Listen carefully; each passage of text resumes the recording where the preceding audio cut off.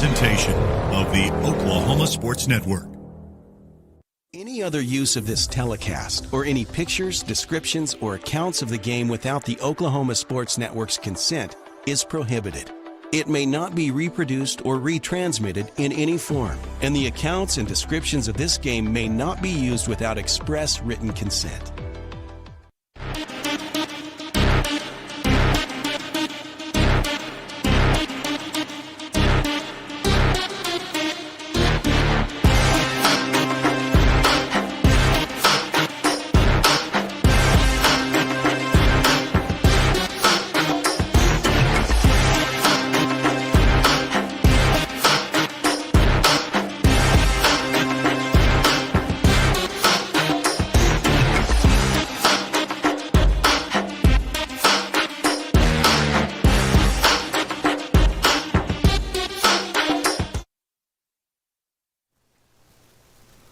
Coming to you live from PC North here on the Oklahoma Sports Network. It's the 4A semifinals where your Elgin Owls are facing off against the Cushing Tigers. Cushing comes in at 11-1. Elgin comes in at 12-0. Billy Palmer alongside Vincent Saylor in the penultimate game. Everybody's been saying Elgin Tuttle, Elgin Tuttle, Elgin Tuttle, but hey, you gotta get there first. Cushing is standing in the way, right? Cushing's standing in the way for us. Broken Bow standing in the way over at East Central tonight. Right. So got to play this one. Like I said, Cushing's the best team we've probably played all year, which is understandable now that we're in the semifinals. So big game tonight. Solid offense. Obviously from the Cushing Tigers. Got a lot. Quarterback's very good. Roman. Got a good running back as well. Fry, who will remind you some of Ritson. So like I said, this is going to be a tough test for us.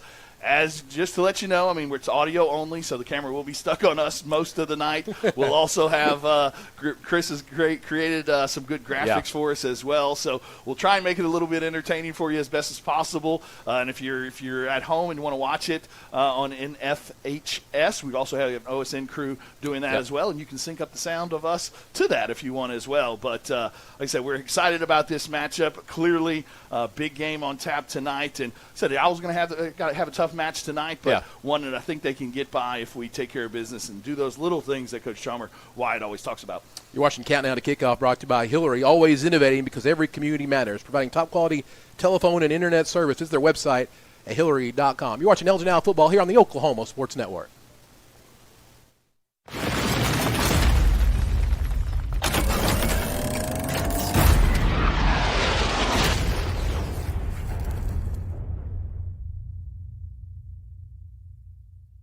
They say the best way to be a good neighbor is to know your neighbors and give a little help when they need it. And when you need a little, you can find help at Ace Hardware in Elgin. Not only do they offer everything from grills to flowers, paint, hardware, and tools, they offer experience to help guide you through the process. And they're happy to take the time to make sure you can do it right. Ace Hardware of Elgin. They're more than just a hardware store. They're your neighbors. Ace Hardware, 7796 Highway 277 in Elgin. Aero Sign Company is now Fusion Sign and Design, continuing to serve all of Oklahoma and surrounding states for the past 70 years. Their focus has always been driving people to your door, not just selling you a sign. From custom work and installation to excellent service, they have the knowledge and expertise to help you along the way and making your image stand out and last for years to come. The all-new Fusion Sign and Design. Phone 353-2227. So, not real big on paying bank fees? Well, that's okay. It means you're smart with your money and you know how to get a good deal. You're a credit union kind of person, and Communication Federal is your kind of credit union. In fact, PayMe Checking puts real money right into your account when you use your Visa debit card, online or in stores. PayMe Checking, the free account that pays you only from Communication Federal Credit Union. Are you looking for more than just a job? Bar S Foods in Lawton offers a career with a competitive starting wage, opportunity for advancement, life and health insurance, including medical, dental, and vision, as well as 401k retirement plan. At Bar S, you can be proud of a company that gives back to the community. But most of all, you can take pride from making a quality product. Bar S Foods, making the best tasting hot dogs and smoked sausages, the food America likes to eat. So come be a part of a winning team and start your path to success today. Step into the best chapter of your life, one with rheumatology care from a provider who focuses on your well-being and getting you back to what matters most. Dr. Shahzad is dedicated to building long-lasting relationships based on trust and medical integrity with every single patient. Schedule your telemedicine appointment today. Don't let rheumatoid arthritis or other inflammatory conditions stop you from enjoying life. MMG, the power of many for the benefit of one. Download our free apps on Apple and Android devices. Plus, find us on Roku, Amazon Fire, and Apple TV. Search Oklahoma Sports Network and watch from anywhere. Back here on the Oklahoma Sports Network, I want to thank our exclusive playoff sponsor, Next Era Energy Resources. They've been powering Oklahoma forward since 2003. Energy products pumped over $17 million into local schools and communities last year alone. Donated nearly $500,000 to Oklahoma organizations since 2024, from the FFA to the Red Cross. As an American company, we're proud to support Elgin House football and deliver reliable, homegrown energy right here in the heartland. Next Era Energy Resources, American Energy, Oklahoma strong. Certainly appreciate them and their playoff sponsorship. Now for the keys to the game, brought to you by Coolco. Stay comfortable year-round with our expert HVAC services. They believe in providing top-quality HVAC services to you with their team that has over 20 years of experience in the industry and is committed to delivering excellent customer service. Give them a call at 580-704-9830. Vincent? Yeah, talking to Coach Wyatt earlier this week and then kind of meeting him on the field earlier. On the offensive side of the ball, we got to finish drives. Also got to take care of the football. Big games like this with a high-powered offense on the other side, you got to make sure that you limit their drives and take care of the football. Don't want to give them any extra possessions. You also got to establish the run. I mean, that's one thing that we always do. Going to see a heavy dose, I think, tonight of Ritzenmeyer and Braxton Antuna there. And then we got to stay ahead of the chains, kind of piggybacking off of that, establishing the run. Got to stay ahead of those chains so that way we can keep things going there. On the defensive side of the ball, got to pursue the football. Like I said, Roman likes to run around and make some plays, do some things in the scramble juice, so we got to make sure that we pursue the football. Also got to tackle well. Like I said, they make a couple people miss, and they got a lot of long touchdowns on the year, so we got to make sure that we tackle well. We got to limit the big plays. Just talking about those big plays, we got to limit those, and then we got to, like I said, we talked about this all throughout the year with Coach Wyatt. He's always a big proponent of those eyes and things like that. So every level, whether it's the defensive line, the linebackers, and obviously back deep with the defensive backs, you got to make sure that those eyes are right at all levels. That's your Coolco keys to the game. Yeah, this is a team that likes to take a lot of shots. I've heard Coach Wyatt talk about it in all the interviews he's done this week and got to watch them on film against Ardmore and against another opponent early in the year, and they take a lot of shots. They do try to score. You know, they're not trying to score on every play, but it looks like they're trying to. Yeah, no doubt about it. I mean, the way that they dial up plays and things like that, it is a, hey, we're going with 50 on this play every play almost.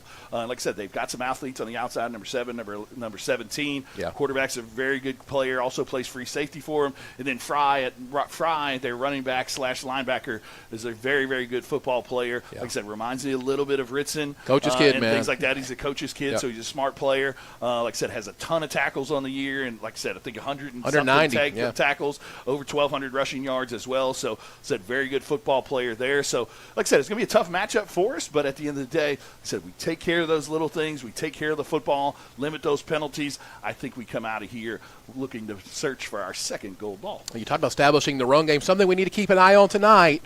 Road to 100 for Ritzenmeyer tonight. He's just a couple away, so we'll keep you aware of that. We've got something to show you if that happens. Also, we'll make sure we keep you in touch with the Broken Bow Tuttle score. Again, a lot of people said it's been a Tuttle Elgin kind of clash course. It's about to happen. You know, it's been heading that way all year.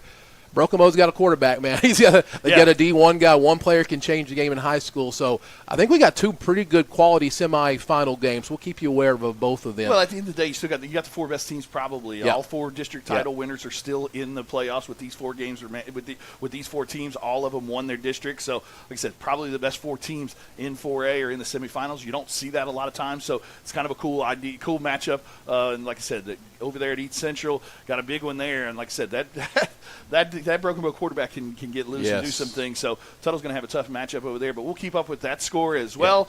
If and when we are able to get by this one, that game next week will be on Saturday at 7 p.m. Will be audio only again with last high school football game of the year. And again, audio only again, but you can also watch it through in That's right. You're watching Keys to the Game. That's the Keys to the Game brought to you by Coolco. You're watching Elgin football here on the Oklahoma Sports Network.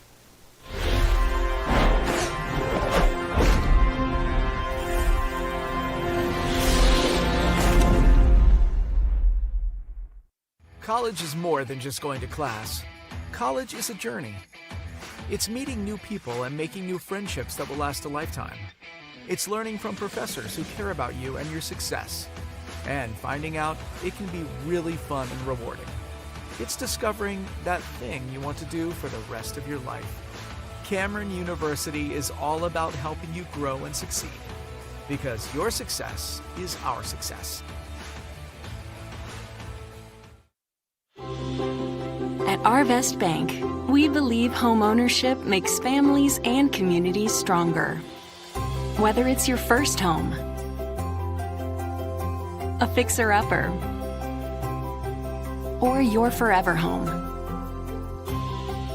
we're here to help put home ownership within reach. Because everyone deserves a financial partner who cares. Arvest Bank. We believe. Firehouse Subs is stacked to satisfy. Every sub's piled high with premium meats, melty cheese, and bold flavor in every bite. All served on a freshly toasted roll. Big portions, no shortcuts. Just crave-worthy subs made to truly satisfy. And at Firehouse Subs, every bite makes an impact. A portion of every purchase helps provide life-saving equipment to first responders. Download the Firehouse Subs app and get up to $10 off your first order. Skip the line, stack the flavor, and support your local heroes. Only at Firehouse Subs. At participating U.S. restaurants. Offer valid for 1 week after account registration. Additional terms apply. Hi, I'm Dr. Todd Bridges, and after 30 years of practicing dentistry in Lawton, Fort Sill, Southwest Oklahoma, I need some help. Please welcome our new associate dentist, Dr. Chandler Harbin. Dr. Harbin brings a gentle touch to our ever-expanding dental practice in order to make your visit one that exceeds your expectations. Even more things to smile about is our partnership with 3 major dental insurance companies, United Concordia, Delta Dental Premier, and Health Choice. Come schedule an appointment with Dr. Harbin or myself by calling 580-248-6700. Lawton Fort Sill Regional Airport, just 1 mile to anywhere, offering non-stop service to Dallas-Fort Worth. Fast, friendly, and convenient without all the hassles. Easy parking, and with close proximity to your arrivals and departures, all in their newly renovated terminal. Here to there in just 1 mile. To book your mile to anywhere destination from LAW, log on to AA.com or call 800-433-7300.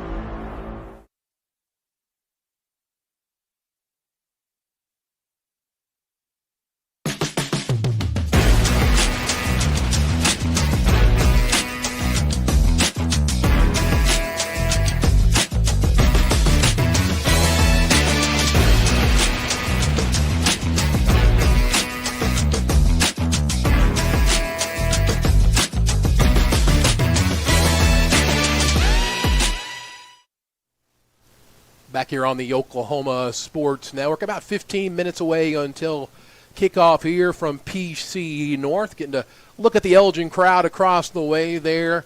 There's some little controversy about the stands and all that stuff. We're wearing white. We're wearing white. That's what Coach Wyatt said, yeah. We are the visitors. Yep. Obviously, we can see the fans pretty well. Yep. They've kind of filled up that side. We got the band down there in the end zone as well. We'll try and keep up with the action as best as possible to kind of give you as much of a description as we can. It's almost like a radio broadcast. I've done a lot of radio. We'll be all right. Yeah, going back to the old school days. And but like I said, we'll keep it up with you. Like I said, but you can also watch it over there on NFSHS. Those initials are so hard to say sometimes. Right? But like I said, they do a great job. Like I said, Jordan Ray is over there doing that. He usually works with Midwest City, so he's an OSN guy, so we know him pretty well. So looking forward to watching his broadcast after as well. But, yeah, like I said, looking for a big game tonight and really excited about this one. You're in the semifinals, so at the end of the day, there's only 4 teams in 4A that are still left playing. Got some championship games going on tonight at UCO, so looking to try and get back there next weekend back to see if we can hold that gold ball up again. Now for your starting lineups, brought to you by J. Black Welding. Vincent. Yeah. You see right here. We'll start with the offense. Offensive line, you've got at center Zayden Roberts. At the guards, you've got Jackson Deal and Jaden Usher. At the tackles, you've got Cam Hollifer and Hudson Begley. Offensive line has done a great job all year, really creating some big holes for Ritson and doing a great job of protecting Caden Boletto as well. Then on the other side of that, you've got running backs. You've got the receivers and running backs and quarterbacks right there. Lucas Young at tight end, Brody Morrison, Joey Ariano, and Kason Meyer at your receivers. At quarterback, Caden Boletto, and at running back, Ritson Meyer. Ritson comes into the game with 1,432 yards, 35 rushing touchdowns, 41 touchdowns overall. So great job by him. Now we're going to go to Black Flag defense. Tucker New, Henson, Big T there in the middle, and Hudson Begley there at the other defensive end spot. At linebackers, you've got Kason Meyer and Ritson Meyer there in the middle. And on the outside, Philip Pibiasi and Braxton Tiny and Tuna. Looking for a big game out of those outside guys. Defense has got to do a good job tonight getting some pressure on that quarterback and doing some good things there. And then on the back end, you've got at corners, you've got Corday Ritchie, Bryce Honey Owl Martin himself. At safety, you've got John Lohman and Brody Morris, and that is your Black Flag defense, led by defensive coordinator Jack Baker. Offense is led by offensive coordinator Adam Castro and your head coach, Chalmer Wyatt. That is your starting lineups, brought to you by J. Black Welding. Need it built, fixed, or welded right the first time? Trust J. Black Welding Company of Elgin, Oklahoma. Barndominiums, houses, metal shops, and all your welding needs. Call them at 580-280-0388. You're watching Elgin Now Football here on the Oklahoma Sports Network. Scott's House of Flowers in Elgin has been proud to serve Elgin and the surrounding area with a wide variety of flowers and gifts for all occasions. Come see them for great gift ideas, including the exclusive Tyler candles. And who couldn't resist Sweet Shop USA, featuring handmade grand truffles. Scott's House of Flowers, just off Highway 277 in Elgin. Delivery available, or stop by for easy pickup. Phone 492-4880. Scott's House of Flowers. These hands have seen a lot. They've treated wounds and cured diseases, kept their fingers on the pulse of innovation and technology, pushed the boundaries of what's possible. These hands have mended families and held communities together. But it's our hearts that drive our unparalleled dedication, expertise, and healing. That's why we're here. Lawton's premier full-service garden center is Bedrock Nursery at 1802 Northwest 67th Street. Serving all of Southwest Oklahoma since 1994, they are your source for homegrown bedding plants and offer a wide range of services, including landscape design and installation. They are your full-service garden center. Bedrock Nursery, 1802 Northwest 67th Street in Lawton. Bedrock Nursery. Come see the difference. In 1958, the Hillary family purchased a small telephone company in their hometown of Medicine Park. Now in their third generation, Hillary delivers state-of-the-art services across rural Oklahoma. From Main Street business owners and our future generation of leaders to farmers at the heart of our rural economies, Hillary is always innovating, consistently connecting, and relentlessly going where others won't. Because every community, every person matters. Hey guys, I'm Will, the CEO of Foxhole, the military B&B platform, and we're honored to partner with OSN to support Oklahoma high school sports. Hi, I'm Spencer Colossus, the founder of Foxhole. We built this platform specifically for you, the military community, designed to reimburse official travel and support all your personal travel needs. But hey guys, if there's one thing I can give you for my time, it would be this to the players and coaches. To give anything less than your best is to sacrifice the gift.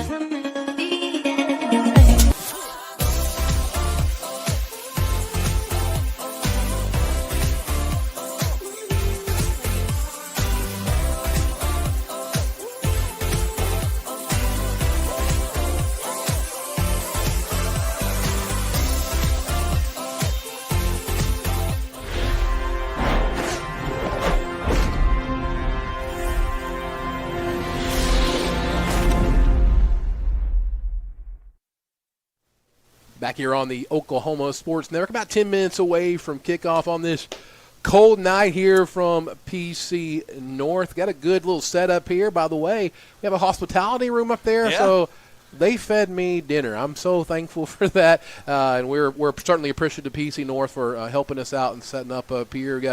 Got one of the cool things about this, we get to meet a lot of other people from around the state. Tulsa World next door. Everybody around here, appreciate them, and all have a different, covering newspaper or whatever, streaming, video, whatever it is.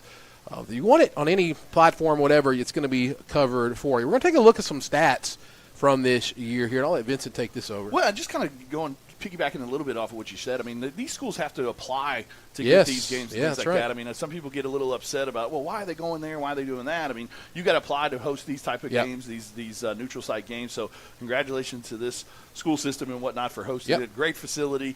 So really looking forward to this big one here tonight. Absolutely. But, as we kind of look at some of the stats throughout the year, through 12 games so far, Elgin is rushing the ball very, very well, given rushing 3,217 yards in the year while only giving up 915. As far as passing goes, as you can see right there on the great graphic by Stepdaddy himself, you've got 2,174 passing, 1,059 for the opponents.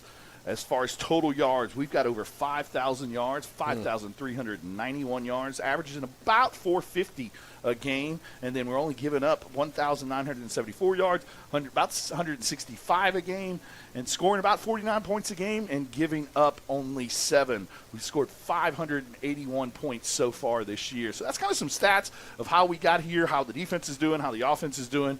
Like I said, a great job overall. Get a look at some of the defensive stats. We were, it's the first time we really got a good look at them this last week. And so it's kind of interesting now. I looked at the numbers, and across the board, the tackles are, leading tacklers, Case and Meyer, just by a little bit. You got a bunch of guys who are very close in tackles, right? A lot of those guys have only played in the first half of most of these games. I was going to say that. You got 12 games. So, like I said, probably have not played a full fourth-quarter game really up to date. I mean, maybe Newcastle, maybe Mac, but at the end of the day, kind of in the fourth quarter, we kind of ran away with those two. In the Hillcrest game, we only played a half a game. So, like I said, Kaysen's kind of leading the team right now with tackles in 62.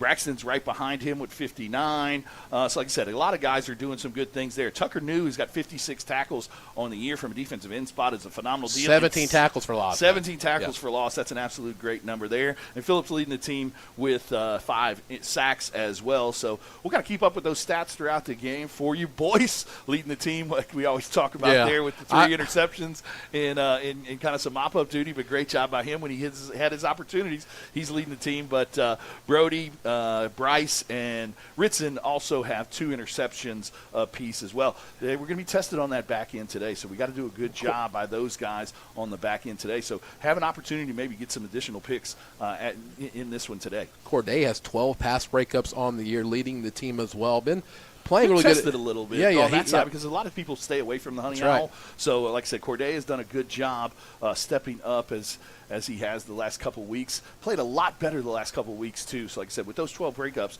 doing a good job there as well. I do expect Honey Owl to get some chances tonight. I really think the way this guy, Roman Tucker, confident quarterback. Yes. I don't think he's going to shy away from throwing any direction at all. He's a guy who's going to take some shots. I mean, just you watch the guy, he plays with an absolute ton of confidence. He will run the ball as well. He'll run the ball well, and then he also plays free safety on defense as well. So you're going to see him on both sides of the ball. You're going to see Fry on both sides. You're going to see a lot of their guys on both sides of the ball. But it's interesting to see, like I said, their quarterback lined up back there at safety. So, like I said, we got to do a good job making sure that we contain him because he likes to get outside of the pocket. And then when he gets outside of the pocket, they like to do those scramble drills and things like that. And that makes things difficult on the back end. But that's why one of the keys to the game was to make sure that our eyes are right because, like I said, you don't want to get your head down or be looking in the backfield when your guy's behind you and things like that. So got to make sure that we keep our eyes right and do the good things that we're capable of. So we're getting ready for the coin toss here, brought to you by Rowan and Robertson, speech language specialists, where they are licensed and can assess and treat you with speech language, voice, and fluency disorders. Give them a call at 580-454-9200. Yeah, I got a little bit of ways before the coin toss. Looks like our guys are coming out, but as we can say, their guys are waiting down there. But our guys are walking out there. Our captains, obviously, as they have been our 5 permanent captains all year: Ritzenmeyer, Kaysenmeyer, Brody Morrison, Hudson Begley, and Philip Pibiasi. Sixth captain tonight is Cam Hollifer. And then our practice player of the week this week was Cordell Alexander. And when they run out of that tunnel, Honey Owl is going to lead them out with that black flag. Big honors this week coming out from 4A. 4A Senior Awards came out. So MVP of 4A1, Ritson Meyer. The Defensive Player of the Year, Philip Pibiasi. The Wide Receiver of the Year, Brody Morrison. DB of the Year, Bryce Martin. Offensive Lineman of the Year, Cam Hollifer. Kicker of the Year, Ian Crins. Defensive Newcomer of the Year is Big T. Hey. First team was Lucas Young and CJ Devine. On the second team was Gator and Zayden Roberts. And then your Coach of the Year in 4A1, Coach Chalmer Wyatt. Come out for Cushing is number 1, Roman Tucker. Number 4, Kellen Fry. Number 8, Jordan Kersey. And number 17, and I just lost it on my phone. I'll get you in a second. Got the roster here.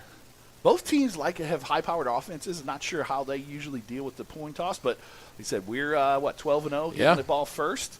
So let's see what we decide to do right here. Bryce Ward, number 17 for the Cushing Tigers. Again, certainly when we were looking out for Roman Tucker and Kellen Fry, we'll hear both of their names quite a bit tonight. Cushing is wearing black with red with orange numbers. The Owls are in there all white that is a tiger, with their red helmets. It's a tiger color if I've ever seen one. I like my Tigers in purple and gold. I'm an orange and black Tiger as well. Go back, way back, whether it's high school or college, orange and black Tigers. Was that a thumbs down for you there? That was. Oh, okay. Wow. Okay. How was I say? I mean, Oklahoma did beat LSU last week. We don't need to get into that, but I'm on the lane train now, baby. This year's over.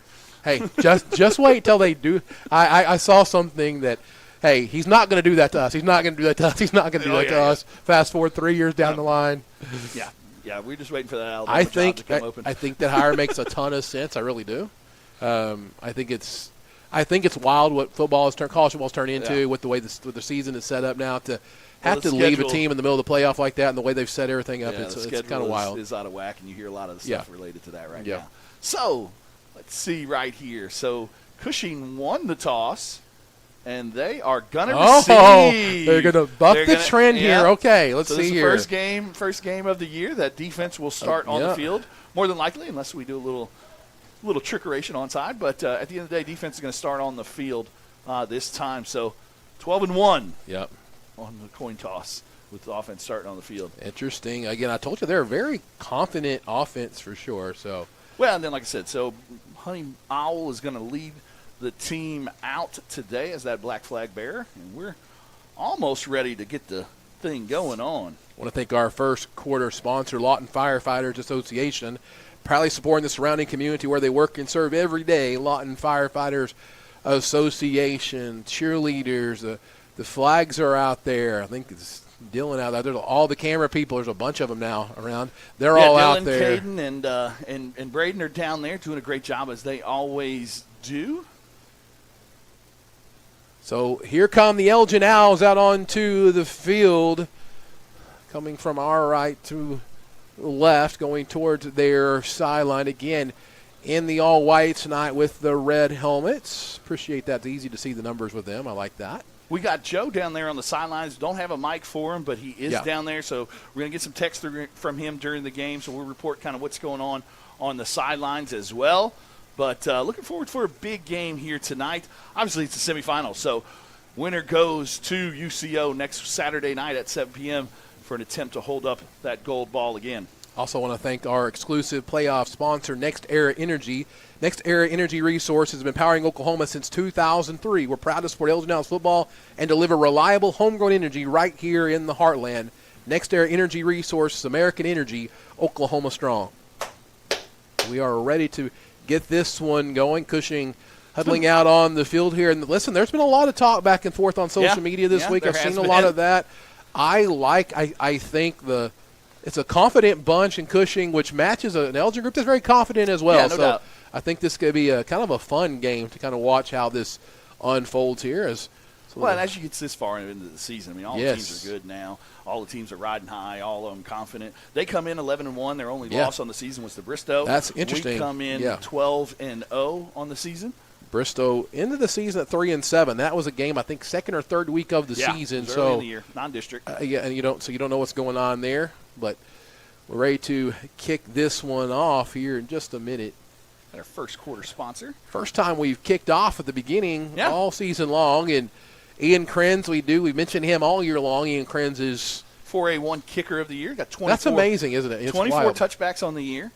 Great job by him. Like I said, kind of a late camp pickup, and he's done a great job all year for us. K1, sorry, Ian. Coach White called him K2 the other day. K2. All right, wow, okay. So we're about to kick this one off. Now for your Wayne's Drive-In kickoff. Come on, everyone. Let's go to Wayne's. As Ian is looking to the sideline here. Cushing on our left, Elgin on our right. We'll do the best we can to keep the best play-by-play for you here. I have to be more descriptive tonight, that's for sure.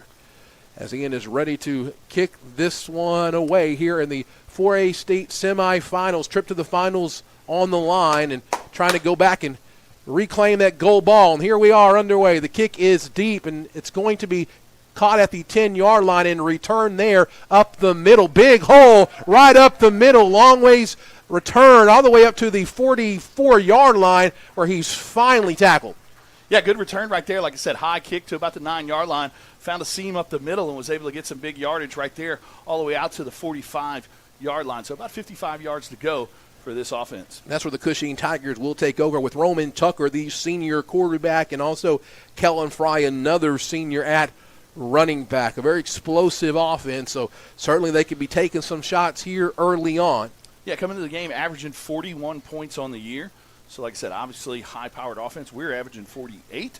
So, it's a matchup of two high-powered offenses. Cushing looks to the sideline as Roman maybe going to reset the play. Going to move Kellen Fry over to the left side, and there's a timeout on the field. Let's see, it might be I don't know what it is. Maybe it's somebody didn't have their mouthpiece in. There we go. So, got that situated. Right, so now the White House blows it live again, and so here we are. Snap to Tucker, looking to pass. Dropping back, going to throw it deep on the first play. Challenging Corday Ritchie. Incomplete pass, overshot by a couple of yards. Yeah, tried to throw a deep throw a deep post on that first play, but Corday, great coverage on the outside right there. Ball was a little bit overthrown as well, so Corday really didn't have to make an effort at it as far as knocking it down or anything. Like we said, taking a shot from the get-go, but it'll be 2nd and 10 now for the Cushing Tigers as the pass was intended for number 7, Lane Simpson, who finally gets back to the line of scrimmage after running all the way down there. This time kind of some problems on the play. Running back got in the way of Roman Tucker, who just settles for the little throw to the sideline. It's going to be incomplete as he bobbles the ball. Yeah, try to, like I said, kind of a little bad, weird snap there, but good job by Bryce Martin of sticking in there, and receiver had his foot obviously out of bounds, so it's going to bring up a 3rd and 10 right here. So 3rd and 10. Big play early on in this game. 11:39 left to go here in the Lawton Firefighter Association first quarter. Billy Palmer alongside Vincent Saylor, Chris Balvance, producer extraordinaire. No camera person tonight because we don't need one tonight. We got the little. Well, we can't have one tonight. Leafy up there. Right, so 3rd and 10 now. Snap, handoff to Fry. It's going to be tackled after about 2-yard gain. It'll bring up a 4th and, let's call it 6. Looks like Braxton Antuna right there on the tackle. Looks like they're going to bring out the punting unit. So great job by the defense after that decent return of stopping them on a 3-and-out potentially. Corday Ritchie is going to head back deep as the punting unit comes on. Now, for those of you who aren't here and haven't been able to see Cushing in person, they're smaller up front for sure. What we've seen with people like Ada, who was quite large up front. I think we're very similar. Yeah, we're very similar in builds. For very sure. Similar with the way that we go about doing things. There's the snap on the punt, almost blocked. Almost got in there. Corday is going to fair catch it at the 19-yard line. That's where the Elgin Owls will take over. 10:59 left to go in the first quarter. Yeah, Tucker almost got in there to get the big block, but wasn't able quite to get his hands on it. So the Owls will start at the 19-yard line. That's Caden Mileto brings this Elgin offense onto the field for the first time. Fantastic year for the first-year quarterback. Yeah, absolutely, no doubt about it. I mean, 25 touchdowns on the year, only 1 interception. Amazing stats right there. Coming into the game about a little bit over 2,100 yards as well, completing over 68% of his passes too. So really had a strong year for his first year as a starter. But I think we're going to see a lot of Ritzenmeyer tonight. Absolutely. Ritzenmeyer behind Caden Mileto on the offense. 2 receivers to the top of the field.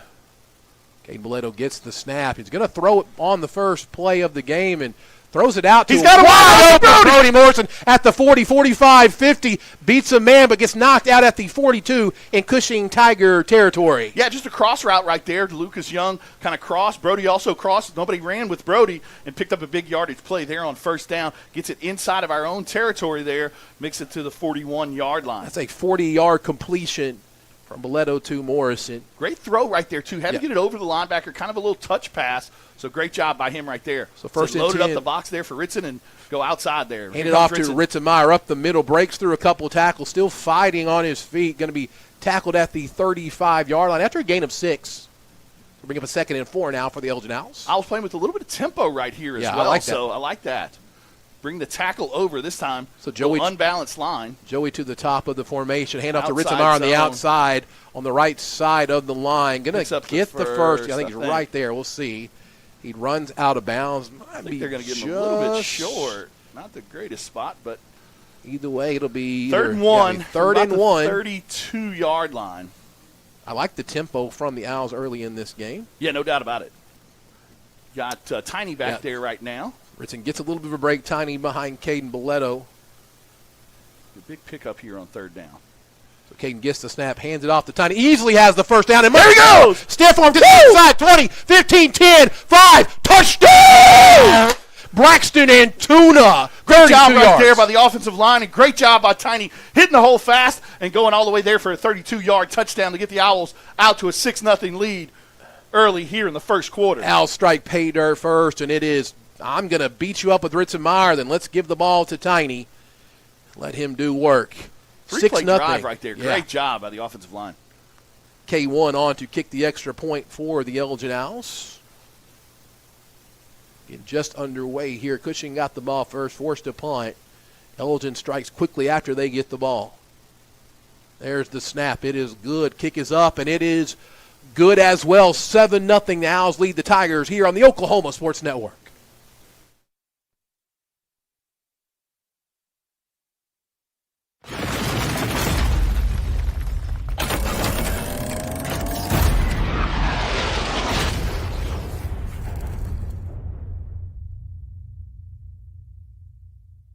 Landmarks. They stand as symbols, reminding us of history and moments that shape our lives.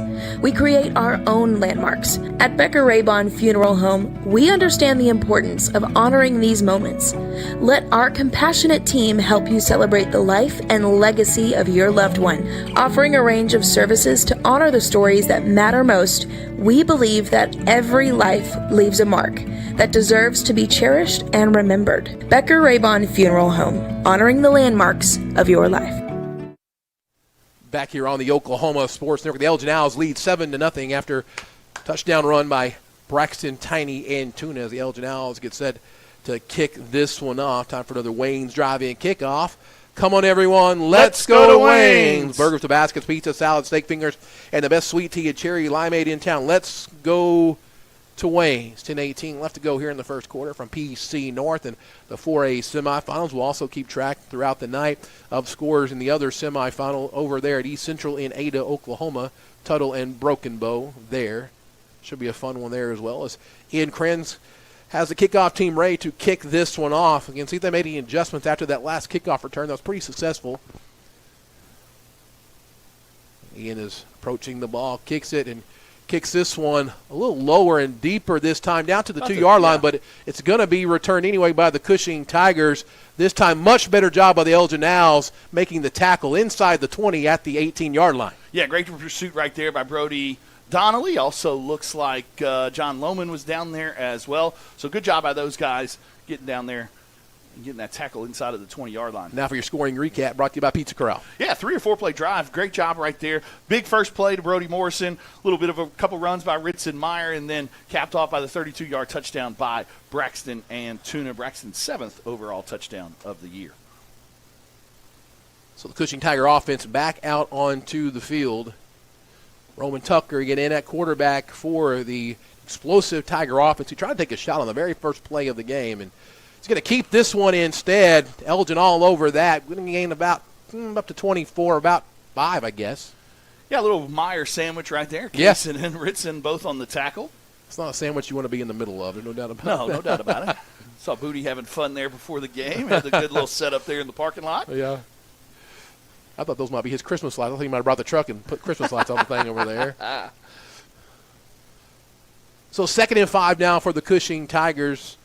They motion a man into the backfield, and they're going to throw the ball back across on a screen. Is that a pick? I don't know what happened. I think he actually might have caught the ball. What are they saying? Hud did a good job of getting out there, and so Corday did a great job of covering a little inside screen, and Corday was right there to knock that one down. So it brings up another third, about medium right here. They're going to call it 3rd and 3, so they did call that a completion for 2 yards. So 3rd and 3 for the Cushing Tigers. Well, no, it looks like – so, no, they didn't. Yeah, they moved it back on the scoreboard. Okay, so 3rd and 7. Yeah. 6, give or take. Kellen Fry in the backfield with Roman Tucker, 3 receivers to the bottom of the formation. You're going to take another shot deep, trying to test Corday, and yeah, good hitch job. And go right there. Yes. But great job by Corday of not biting on the hitch, and then great job by Corday, forcing absolutely. the deep pass and another third. The Elgin, 3 and out by the defense. Great job so Elgin far. coaching staff absolutely pumped up about that. They've tested Corday. Corday's been up to the test so far. So 4th and 6 now. Elgin Owls expect to receive a punt here. Punter for the Cushing Tigers standing on his own 9-yard line as Corday is back on his 40. Almost blocked that one. Didn't really come after this one. Kind of a low kick here. It's Corday's going to let that one take a bounce, and a good idea there. It's a great bounce, but you don't want to get near that one. That's okay. It's going to finally be down about the 21-yard line. That's where the Elgin Owls will take over with a 7-0 lead here in the 4A state semifinals, PC North. Got about 8:56 left to go in this first quarter. Didn't have a place to set up the camera clock for it, but Chris is doing his best to kind of keep up with it as best as possible. 8:56 on the clock. I think I've gotten some reports that we're a little bit behind on the audio, so I apologize about that. But so you'll see us get pumped and get excited before you actually hear us yell and scream. Ritzenmeyer behind Caden Boleto and is going to fake to Ritzen. Got Brody again wide open outside. There's a flag, though, thrown as completion is made past first down territory. I think this may be coming back. Yeah, it was right there by the referee, so I think it's going to be either a hold or something like that. But nice little play design right there. So let's see what the call is here by the white hat. Yeah, hold. That will be on the Elgin Owls. So make it 1st and 20. Yeah, make it a 1st and 20 now here early in this ball game. You're just joining us. Cushing got the ball first for the first time. Elgin has had to play defense at the first of the game, got the stop, and went down and scored very quickly.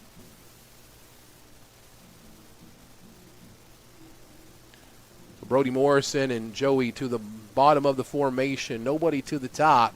Ritson Mahier behind Caden Boleto. I want to thank our first quarter sponsor, the Lawton Firefighters Association. Hand off to Ritson Meyer. Fighting forward, going to get up to about the 16-yard line or so.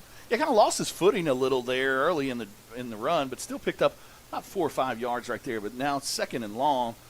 So one of the keys of the game was to stay ahead of the sticks, and obviously with those penalties, you get behind the sticks. Holding on first down is not a good way to do it. But got to do a good job right here on 2nd down, picking up about 10 yards or so, making it 3rd manageable. So Brody Kaysen. Yeah, trips down here to the near side. Yeah, almost got him to jump off sides there. Kaysen, Brody, Joey at the bottom of the formation. Ritson behind Mr. Caden Boleto. Hand off to Ritson Meyer. Gets through the initial tackle, fighting forward, falls forward all the way to just maybe a yard past the original line of scrimmage, making it 3rd and 9 now for the Owls. Yeah, kind of drug a couple people right there for about 3 or 4 extra yards, so brings up a 3rd and 9, like Billy said. Big play right here, obviously. Yeah. Got the 7-0 lead, but don't want to get the ball back to that explosive offense this quickly. Yeah, you'd like to squash any confidence that they might be getting at all. Try to bury him a little bit early here. See what Coach Castro pulls out of the hat here. To the right, 2 receivers to the left. Looks like Fry's going to try and come on the outside. Get 190 tackles on the year, also leading the team in sacks as well for the Cushing Tigers. Caden Boleto is going to get the snap and fake to Ritson and going to throw it up top. He's got it wide. Lucas! Got Oh! Lucas Young all the way, 30, 25 guys trying to catch him from behind and just finally gets him at the 9-yard line or so. Looks like he's all the way down to about the 5, actually. They're going to count him at the 5. There we go. So huge pass play right there. Little fake inside screen, and Lucas kind of went up the sideline. Good job of Caden by finding him. 73-yard completion to Lucas. Going with a little bit of tempo right here as well.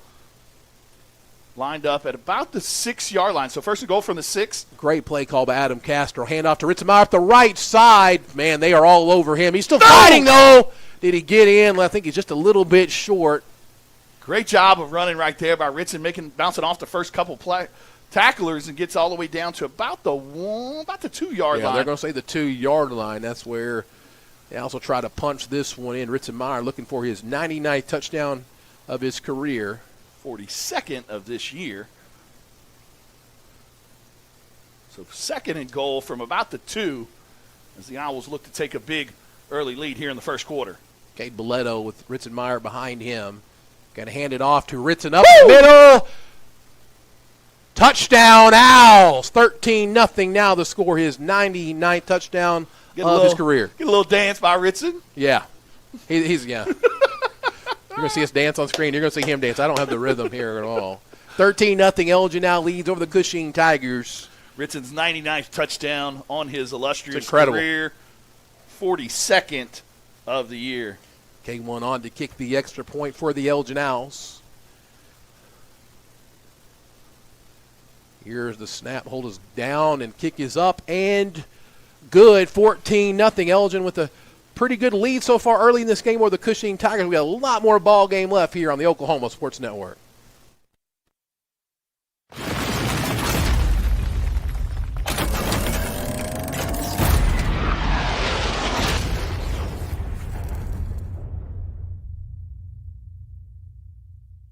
Are you prepared for summer?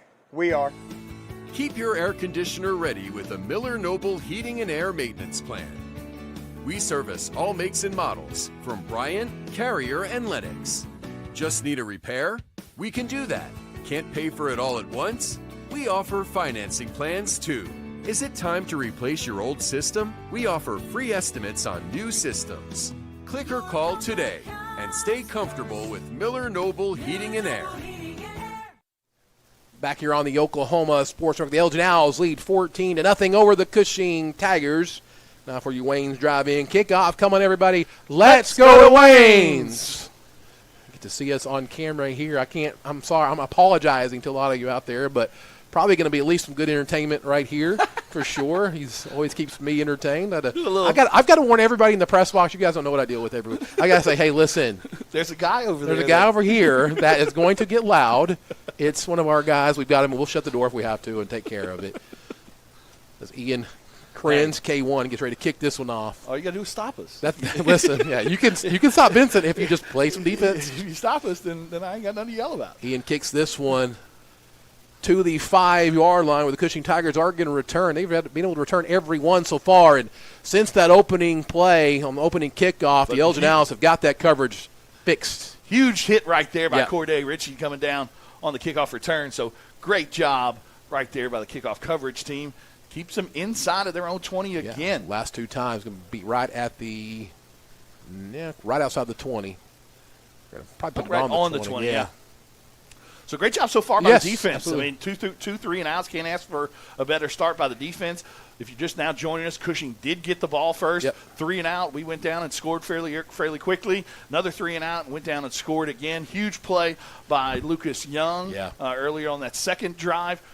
Touchdowns by both Braxton Antuna and Ritzenmeyer. For your drive summary on that last drive, huge play, like we said, by Lucas Young, and it was capped off by Ritzen's 99th touchdown of the year. That's your Pizza Corral scoring recap. Roman Tucker on the keeper here to the outside. Had all the receivers to the bottom kind of as a little eye candy decoy. Only going to gain about 2 yards there on first down. Like I said, they like to use him not only as a passer but in the running game as well. He's done a good job all year for those guys. So like I said, but we're doing a good job so far containing. One thing that Coach Baker said, hey, if we're going to rush, we've got to get to him, but we can't run past the quarterback. We've got to keep him in front. So like I said, those rush lanes are a little bit tighter this week, but so far so good for Hud, Tucker, Big T and all those guys. 2 receivers to the left, 1, 2 to the right. Hand off, though, to Kellen Fry, and met right there in the hole by, oh, yes, Mr. Ritzenmeyer. Ritzen's got a little bit of, personal grudge on this one a little. A lot of people have said, him and Fry are kind of very similar. So I think Ritzen's coming into this one saying, listen, I'm the lead dog. There's only one Ritzen. He is as unique as they come. As Cushing gets the play in from the sidelines here on 3rd down and 7, 5:35 left to go here in the Lawton Firefighter Association first quarter. 2 receivers to the left of the formation, 1 to the bottom, 2 backs in the backfield with the quarterback. Fry goes into motion. They're going to do a little option play here out to the other running back, and they're stretching out nicely, and he might have it. I'm not sure if he stepped out before or not. Let's see here. It looks like he's going to get it. Looks like he got to the 31, so that is going to be a first down. Good little option play right there. Lead blocker out in front with Fry.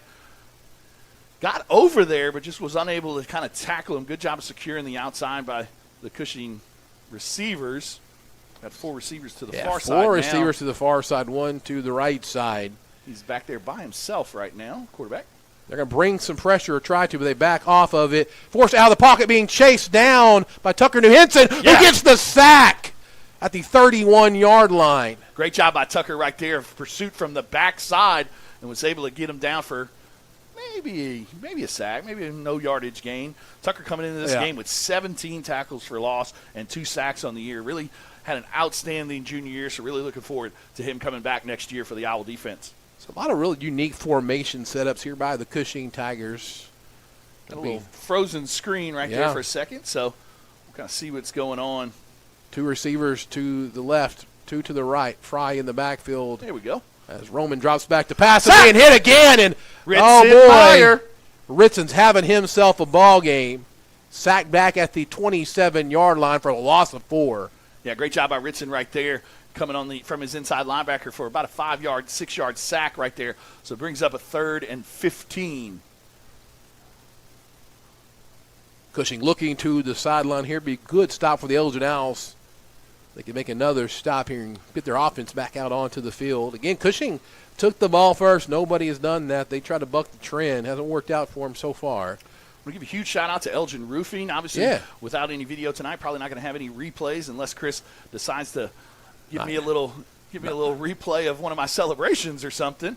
Good job by Ritzen right there. Kind of a little drag route and comes from his linebacker spot to make it for about a 2-yard gain. So we're going to bring up another 4th down. But like I said, want to give a huge shout-out to Elgin Roofing. Thank you for all the sponsorships that you did all year. They're our replay sponsor, and I doubt we're going to get any replays in. Like I said, unless we do some crazy celebration here. Unless Chris decides to give a little fist bump double time or something. Slow motion high five dance or something here. Cushing set to punt this one away. Corday Ritchie standing on his own 35-yard line. 4th and 12 for the Cushing Tigers. At some point tonight, too, we'll probably get Chris to give a little handshake in here as well. Punt's a little bit short. Corday does make the fair catch at the 41-yard line. That's the Elgin Owls will take over with a 2-touchdown lead early in this ball game. Billy Palmer alongside Vincent Saylor here on the Oklahoma Sports Network. 3:14 left to go in the first quarter. Your Lawton Firefighters Association first quarter. So far, so good. All great by the Owls offense and defense. Did give up that 1 first down on the last drive, but so far, defense has really stepped up to the challenge against high-powered offense. And then offense on our side has done a great job. Coach Castro has done a masterful job of kind of mixing up the pass and run so far. So Caden Boletto is going to hand the ball off to Ritzen. Very patient, just getting what he can all the way up to the 46-yard line, gain of 5, making it 2nd and 5 now for the Owls. Yeah, just an inside, power play that we're used to running from the left side, and did a good job by that left side of the offensive line. Hudson Begley, C.J. Devine's in there as well right now, so good to see him back out there. And the other 4A state semifinal from East Central University in Ada, Oklahoma. Tuttle leads Broken Bow in the first quarter 7-0. Winner of that one, of course, advances to UCO next week in the state championship game. Brody Morrison goes into motion. Going to hand off to Brody coming across. He's got a lot of room. Gets through the initial tackler to the 45 in Cushing territory, and a first down for the Elgin Owls. Yeah, good job by that inside linebacker to kind of get a hand on Brody. But if he doesn't get a hand on him, he might be out the gate. But still, picks up a big first down right there. Gets the ball inside of our own territory, about the 43-yard line. Tiny's coming in right now. Had a 32-yard touchdown on the first drive of the game. Ritzen's having himself a game early on as well. Brody Morrison to the left of formation. Hand off to Braxton Antuna. Got a lot of room on the left side again. Turns a guy around, tackled at the 30-yard line. Yeah, it's going to be another first down, though, so another big 12-yard, 13-yard gain right there for Braxton Antuna. So chains are moving again as the ball is at the 29-yard line. Just under 2 minutes to go here in this first quarter. Been all Elgin Owls so far.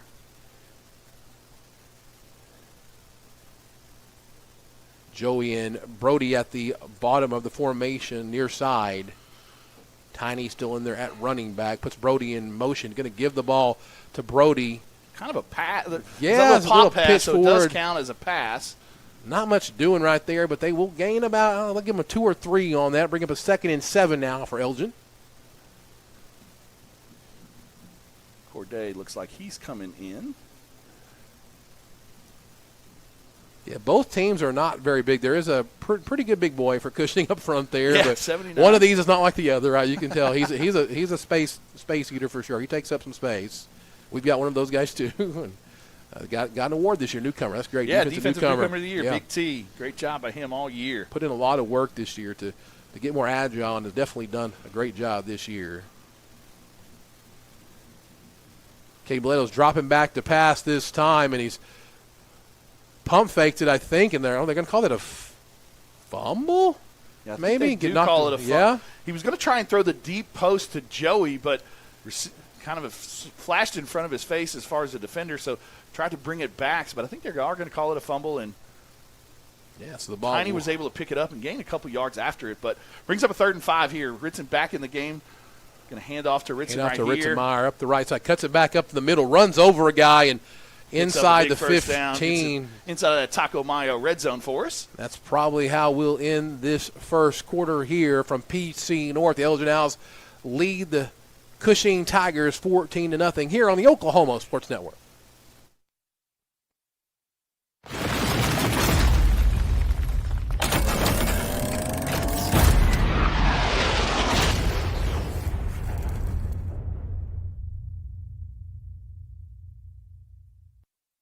If you're someone who feels anxious or scared about going to the dentist, you're not alone. We're here to make sure you feel completely comfortable every step of the way. And at our office, we believe in treating more than just teeth. We focus on you as a person. And with Sedation Dentistry, you can experience the care you need without fear and without pain. And with Sedation Dentistry, we can make your dreams come true.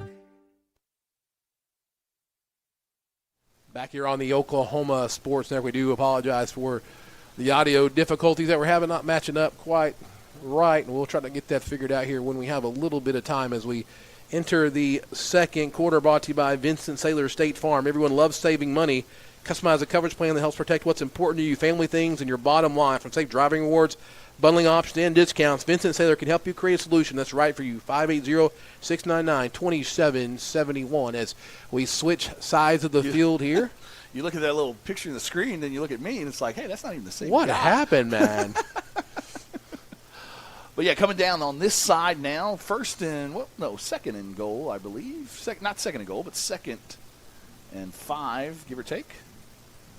They're saying it's first and let's. Something happened there. It says first and 10 on the scoreboard. The chain says first down. But then the chain says five yards to go. Here we go. All right, so now they're coming down. So, yeah, it's going to be 1st and 10 from the 14-yard line. There we go, yeah. Okay. The chain went in the right spot. Official on that side gets them lined up where they need to be. So Ritson Meyer behind Caden Boleto, Joey Ariano at the bottom of your screen. Brody Morrison to the top, but not on your screen, on the field. Caden Boleto, high snap, hands off to Ritson Meyer. The left side got a lot of room, cuts it back up the middle, follows the blocker, and just kind of dives forward down to the 6-yard line. Gain of 7 on the play. Yeah, kind of got tripped up a little right there. Thought he was going to maybe get into the end zone, but unable to get in there. It still brings up a 2nd and 3. So I like the tempo we're playing with right now. Like I said, kind of getting the play in and hand off to Ritson again. Brings this one back up the middle.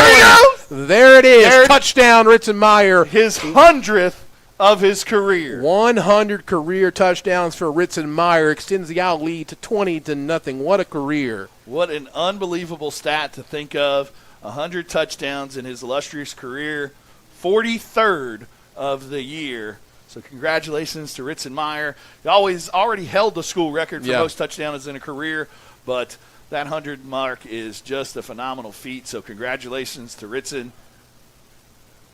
Congratulations. Snap is kind of low. Ian makes this ball. It's kind of a low kick, but it still goes gets it in. through. 21-0. Elgin extends their lead over the Cushing Tigers here on the Oklahoma Sports Network.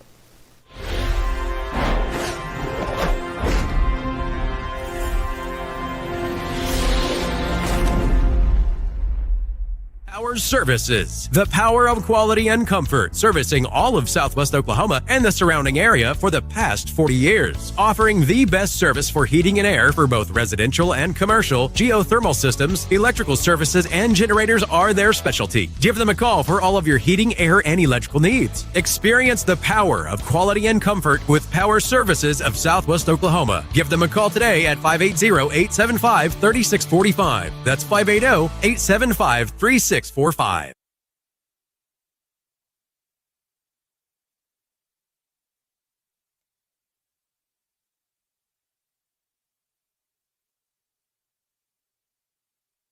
Back here on the Oklahoma Sports Network. We get set for another Wayne's Drive-In Kickoff. Come on, everybody. Let's go to Wayne's. 21-0. Elgin Owls now lead the Tigers from Cushing, Oklahoma, who got into the semifinals with the win over another Tiger team, the Ardmore Tigers, who the big rivalry team we played a couple of weeks ago as well, the 80 Cougars. God, that 80 game seems like we were talking about it on the coach's it seems show. so long ago. Yeah, a month ago it seems like. But like I said, we'll catch up here in a few seconds if we can get everything working. Tuttle is up 7-0, it looks like, on Billy's phone there against Broken Bow. Ian Kranz with a high kick. This one taken at the 6-yard line by the Cushing Tigers, returned out to the near side of the field. Got a lot of room and a lot of space. Ian Kranz does a nice job just to slow him down and knock him out, but he's going to get past midfield into Elgin territory. Yeah, it's the second big return, obviously, by the Cushing Tigers, so got to do a better job of staying in our lanes. Did a good job on the other two, tackling them inside the 20, but those other two, kind of like I said, big yardage plays right there, so they're going to get the ball on the 48 of their own side, so only 48 yards to go right here. Going to bring up that Pizza Corral scoring recap. Big drive again. They pushed the lead to 21-0. Capped off by Ritzenmeyer's 100th That's just touchdown of his career. It's unfathomable, honestly. That's so many touchdowns. 600 points, man, just on that alone. 43rd of his career, of this season. Yeah, that's even more crazy, too. Right. He's only really started for 2 years. So Roman Tucker's going to roll out to the right here. I got a guy short. Yeah, and he ends up dropping the ball. He had some separation from Tiny, kind of pushed him off a little. Tiny needs to take a little bit of a break there, but it's going to be incomplete. 2nd and 10 now for Cushing. Like I said, Cushing came into the game scoring 41 points a game, so obviously those guys have a high-powered offense, but the defense has been really up to the challenge so far. Great job by Coach Jack Baker. So 2nd and 10 for the Cushing Tigers at the 48 in Elgin Owl territory. Big T standing right over the ball. Wouldn't want to look that guy right in the face. It's a lot of man to move. Hand off to Fry up the left side. Big hit there. Fights through to Parliament of Owls there for the tackle down at the 41-yard line. After a gain of 7, it'll bring up a 3rd down and short, 3rd and 3 to be exact. Yeah, good power run right there by Fry. But good job by the Parliament of rallying to the ball. So big 3rd down here. Tommy Finley in there right now, giving Braxton a little bit of a breather. Yeah, Braxton, he was limping off a little bit a while ago. I don't know if something's going on. We'll check it out here. A little option out to Kellen Fry. He's going to be hit hard by Ritzenmeyer. Fights through. He's going to have the 1st down to 35. Yeah, Ritson kind of came with the shoulder but didn't wrap up. But yeah, still got a big hit on him, but try and see what's going on. So first Tiny as best we can. Yeah, 1st and 10 now for the Cushing Tigers. 10:24 left to go in the 2nd quarter. Brought to you by Vincent Sailor State Farm. He's standing right there. Billy Palmer here. Chris Balvans. Fry goes in motion out to the right side. A lot of pressure thrown up over. Going to be incomplete. Pressure got to him a little bit that time. Hurried him in the pocket. Throws it a little bit wide to the right. Bring up a 2nd and 10 now for the Cushing Tigers.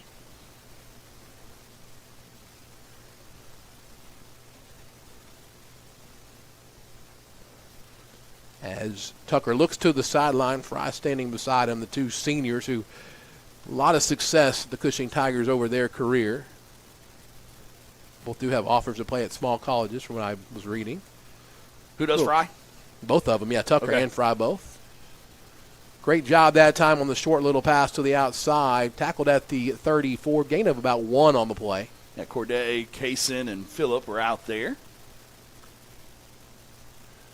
The Cushing sideline looks a little bit shocked. I'm just gonna. I don't know if they were expecting to be down 21-0. They haven't really been down big at all this season at all. So.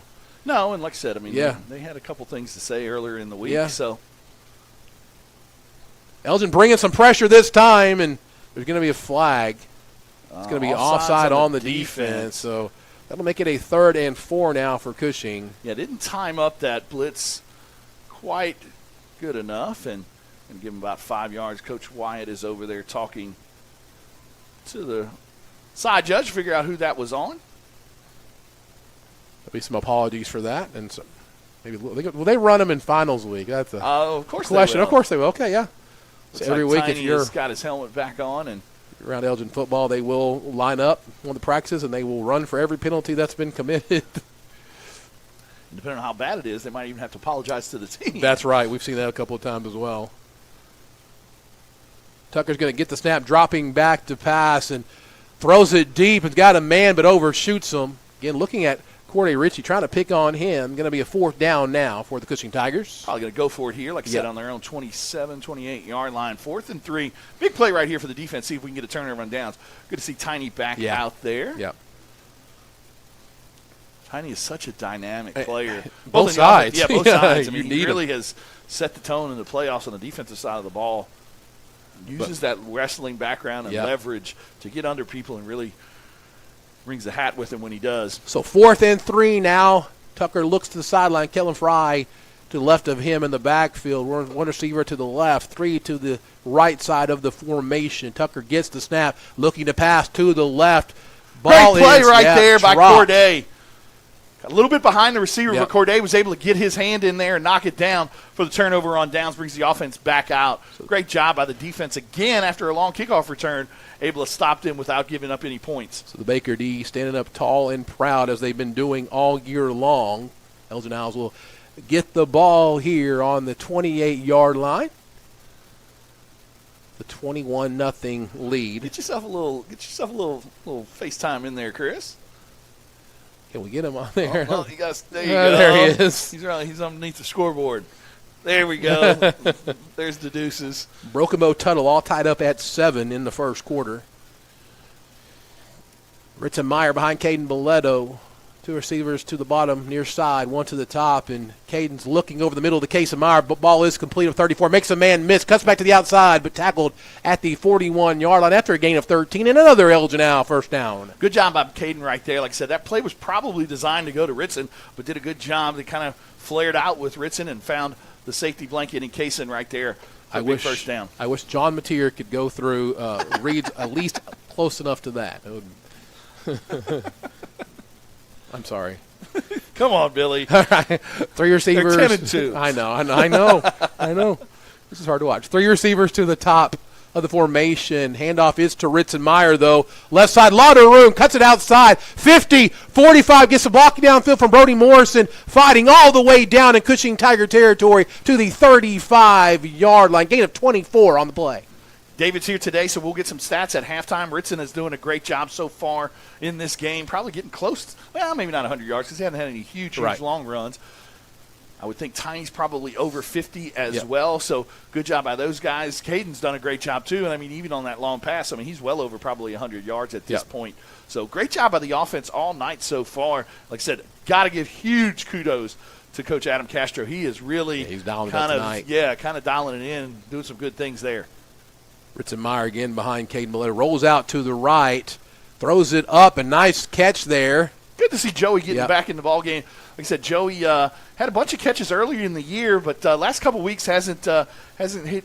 Does a great job blocking on the outside all the time. Always. But like I said, hasn't really had many catches, so good to see him get a catch in this game early in the game. Be a 9-yard gain. Bring up a 2nd and 1 now for the Elgin Owls. only a junior. Yep. So we talk about Ritson, we talk about Brody being those seniors and things like that, but there's a lot of firepower that's coming back to this team next year, especially Caden Boletto. Tiny as well. Tiny behind Caden at this point. Yeah. 2nd down and 1 for the Owls. Hand off to Tiny on the left side, cuts it back up the middle, spins out, gets a first down, cuts it back across the field, makes it man, no, fumbles the ball, and let's see who gets it. Joey might have it. Let's see here. Got it. Elgin pointing that way. I don't see Cushing pointing their way yet. Let's see. It's going to be 5 at the bottom of the pile for sure. Joey may have come up with it, and he did. Elgin will be fortunate there. Yeah, Joey was – Cushing – Fry came out with it, but inside the Taco Mayo red zone. Don't see either Ritson or Tiny put the ball on the ground often, but Cushing's not very happy with it. Fry is not happy, yeah. He probably fought for that ball in the pile. There's a flag. It's going to be on the Cushing Tiger coach. Might not sideline be warning. Yeah, probably a sideline warning because Coach was all the way down there. So there was a lot of fighting at the bottom of the pile, and at the end of the day, the Cushing guy did come out with the ball, but they had already signaled possession to Joey. Let's see here. There's a lot of talking going on right now between – good job by CJ kind of getting everybody back. Senior leader right there. Either way, you got to like to start the Elgin Owls are up. Yeah, no doubt about it. I mean, 21-0 against a high-powered offense. Yeah. Defense is doing a great job. Coach Castro's dialing it up, mixing up the run and pass a ton. Ritson was able to get to that 100-touchdown mark as well, kind of something we've been talking about the last couple of weeks. So couldn't ask for a better start out of both the offense and defense for the Owls. Tuttle responds, and Ada 13-7 now leading over Broken Bow there in the first quarter. No, they are actually going to give them a penalty, so that's going to be push us inside of the 10-yard line to about the 6-yard line now. Might have said one of the magical words. Yeah, I think so. So that's going to be first and about 4. They did still was a first down, but they were only half the distance right there. So first and about 4. So they can get a first down. Ball is at the 6-yard line. Ritson Meyer behind Caden in that pistol formation. Both White Hat is talking to the back judge right now as well. So it's still first down, but, it's only going to be first and 4. They can get the first down if they get to about the 2-yard line. I think we are ready to go now. Maybe. Nope, so they're going to say no. So they're going to give it to him at first and goal. Okay, first and goal from the 6. 6-yard line now. Ritson Meyer behind Caden Boletto puts the man in motion. Snaps a little high. Ritson gets it anyway, fights through, but just gains about 2 on the play. Had a big hole, but good job by number 56. Yeah. Kind of tripping Ritson up from the ankles. Picked up about 2 yards right there. This will be second and goal from the 4. 7 minutes left to go in this first half here from PC North. A little bit chippy down there. Kind of a little bit of talking going on. For sure. I saw one of our guys point to the scoreboard. So Joey to the bottom of the formation. Brody to the top. Ritson Meyer behind Caden Boletto. He gets the snap and hands it to Ritson Meyer. Third touchdown of the game. 101 for the career, and a little bit of dance to top it off. Elgin leads 27-0 over the Cushing Tigers. Ritson's third touchdown of the night, 101st in his career, 44th of the season, and still got a few words on his way back to the sideline. 27-0. Yeah, all Owls so far in this one. Cushing in a big hole, going to dig themselves out of. Going to be a tough task. 6:30. The one good thing though about their offense is, I mean, they can are score fast. quickly. Yeah, they are quick scoring offense. But so they're going to have to get some stops. Yeah, they're definitely going to have to get some stops. But kick is up, and it is good.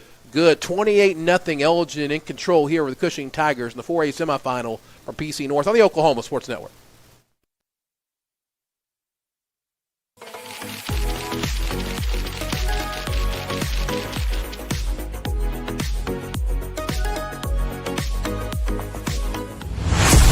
The heart of Oklahoma, where your home isn't just a place, it's your peace. At Century Roofing, we understand the importance of protecting your peace. We're experts in roofing technology, techniques, and customer service because we care about Oklahoma and we care about you. At Century Roofing, we combine quality craftsmanship and exceptional service because your home deserves the best. Century Roofing, staying on guard for Oklahoma.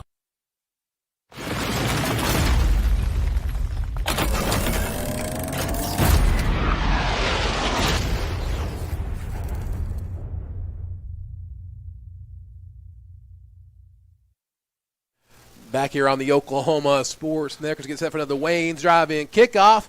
Come on, everybody. Let's go to Wayne's. 28-0 Elgin Owls lead the Cushing Tigers. Another Ritzenmeyer touchdown, third of the night. We'll get that Pizza Corral scoring recap for you after this kick. Yeah, 28-0, 6:36 left to go here in your Vincent Sailor State Farm second quarter. All Owls so far. Yeah, for sure. Again, Tuttle leads Broken Bow 13-7 in the first quarter as well in the other semifinal. A couple of very talented teams there as well. Tuttle, again, they look a lot like us as far as size-wise. Not the biggest team, but, man, they are definitely a very talented team. And Broken Bow, got one of the best players in the state, and so that's going to be interesting to see how that one turns out. Ian, a little bit shorter kick this time. Going to kick it down to the 19 where it's returnable there by Mr. Fry, and he's met by, again, another Parliament of Owls who finally stop him at the 31-yard line. Again, a little bit of pushing down there. Looks like Jake Deal was in on that one, but I think they're going to get Tiny maybe for a little shove or something. Tiny's not been happy a couple of times, I've noticed, so he's been doing some of the talking for sure. So got to get a little control of that here. No reason to. 28-0 right now. Again, all you got to do is do what? You got to say, hey, look up there, man. Look at the score. Yeah, and, I mean, Brody Morrison kind of being the senior. Great job, man. Yes. Ritz and both of them are kind of talking to him, hey, you don't need that right now. And that will be on the Elgin Owls. So it's not what you need to get them the ball in better field position. No. Coach Wyatt now is in his ear a little as well. Ball's going to be spotted at the 46-yard line after the penalty. That's where the Cushing Tigers will take over. I expect to see them take a couple more shots here pretty quickly. Again, though, Elgin will get the ball to start the second half. Yeah, they sure will. Like I said, we didn't get the ball. They tried to kind of do a little gamesmanship and take the ball themselves this time, but defense held them to a 3-and-out and was able to score in that first drive, so we do get the ball. Corday's done a good job all night tonight. They've kind of tried to pick on him, stay away from Honey Owl, but Corday's been up for the challenge all night. Roman Tucker is going to hand the ball, fake it to Fry, and going to try to throw it up deep again, throwing it deep over top, and there's going to be a pass interference call, I believe, that time. Yeah, Brody kind of shielded him, but I guess he got a little bit more jersey or something. Yeah, so that's going to be another 10-yard penalty or a 15-yard penalty on the pass interference. So it'll be a first down for the Cushing Tigers. And coming into this game at 11-1, the lone loss against Bristow very early in the season. Yeah, week 2 or 3, I think, if I remember correctly. Bristow turned out the Pirates there, right? 3-7 overall this year. 4 remaining teams in 4A were all district champs. So good to see kind of chalk. Not often you see that along the way, but in fact, we saw a lot of the previous shows saying there could be some upsets for sure, and don't be surprised. But here we are with all the district winners still playing. It's going to be a flag that time on Big T. Yeah, a little. Hey, but on the last drive, they got away with one, maybe or two. They was able to get back, and they didn't call it. So maybe T made some contact. If you make contact, obviously it's going to be free 5 yards. 1st and 5 from the 39 now for the Cushing Tigers. Defense come up with a big play right here. Obviously, don't want to give them any momentum. Right. As we got 6:23 left to go in this second quarter. Tucker's going to drop back to pass, and he's being forced out of the pocket. Big T almost gets him, can't do it, though. Stretched out to the sideline where he's pulled down at the 35-yard line, I believe. It's going to pick up a first down. Phillip did a good job of getting him to the ground. Yeah, right at the first down marker. They will give it to him. 6 minutes left to go here in the first half from PC North.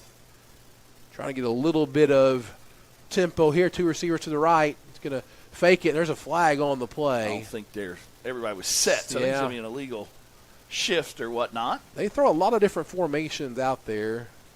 Yeah, and they try and go fast. So, they do. Like I said, a lot of times that quarterbacks, you can go fast, but you got to make sure that everybody's set. And if they're still kind of moving, you got to make sure they're set for a full second before you get that snap off. So referees didn't feel like he was able to get that done. So 1st and 15 now for the Tigers. Looking to the sideline here.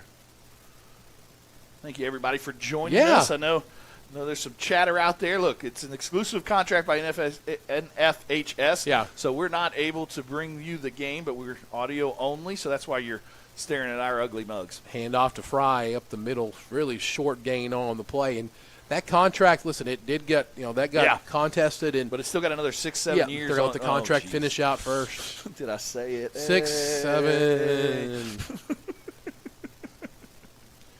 But yeah, it's got another 7 or 8 years. Sure, our daughters will love that. Yeah, 7 or 8 years on the contract before we'll be able to fully bring it to you. So I know we've got Faces for Radio, but this is what you're stuck with. Speak for yourself, man. No. Face only a mother could love. Rowan Tucker drops back to pass, can sling this out to the right side. Nice little sidearm throw complete. Knocked out of bounds inside the 30 down to the 29. Yeah, just a quick little out route right there. Good job of, like I said, kind of a little side-on throw out there. Brings up a third and manageable. First time they really tried to pick on Bryce tonight. Cushing Tigers on the move now inside the 30-yard line. 3rd and 7. Going under center. Kind of an interesting formation here. It's going to be a little reverse. Oh, big. To the near side. A lot of room. 30, 25, 20. Great play call there. Going to be knocked out of bounds at about the 12-yard line. But it'll be first down. Yeah, like I said, kind of a funky, weird formation. But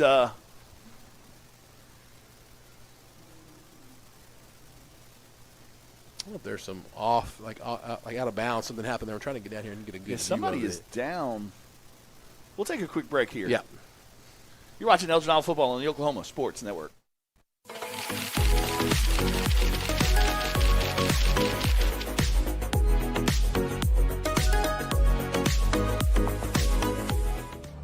Bank First is uniquely Oklahoman, deeply rooted in over 50 communities statewide. From those roots, our investment in education springs forth, helping to raise the Oklahoma leaders of tomorrow while providing financial strength to the business leaders of today. That's the kind of loyalty that helps entire communities thrive. Bank First, loyal to Oklahoma, loyal to you. Southwest Foot and Ankle Clinic has specialized in the medical and surgical treatment of the foot and ankle for the past 40 years. And they provide all treatments under one roof. From x-rays, radial pulse therapy treatment, to surgical treatments, all with one goal in mind, providing the highest quality medical care with good old-fashioned Oklahoma compassion. Call to set up an appointment today. Southwest Foot and Ankle, 580-357-8720. Lawton Community Health Center's high-quality health care is convenient to wherever you are in the region. We're here for you, whether it's our main clinic on Southwest Lee Boulevard or any of our other locations in Lawton. LCHC has additional clinics in Marlow, Comanche, Cache, Medicine Park. Back here on the Oklahoma Sports Network, 1st and 10 from the 11-yard line for the Cushing Tigers. By the way, Broken Bow has a 14-13 lead over the Tuttle Tigers in the other semifinal. Back under center again, kind of in that same formation. This time, handoff. Handed off, and Big T gets a hand on him. Still fighting around the ball. Kind of popped out the end there. I think they might have blown it dead already, though. Short gain on the Obviously, they're second. Going towards the opposite side of us, so that's why we're all leaned over and we're still here. Second and 7 now, they're saying, from the 8-yard line. And again, Rome wasn't built in today, and Rowan Tucker is not going to be able to get this entire score, back to where it needs to, and just a couple of plays. So, nice little drive here by Cushing. 4 minutes left to go here in the second quarter. Said Owls do get the ball. They put a man in motion. Tucker going to keep the ball himself up the left side, fighting forward, thrown down at the 3-yard line. At the 2, so it's a little bit short of the first down here, but it's going to be 3rd and 1. They do have the opportunity to get a first down here without scoring, but it's going to be 3rd and 1 from about the 3.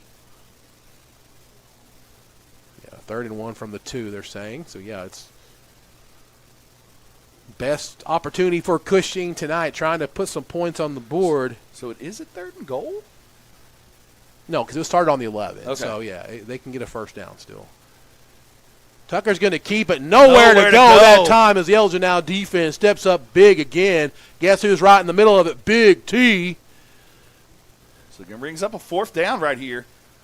This would be huge for the Owl defense if they're able to stiffen up right here.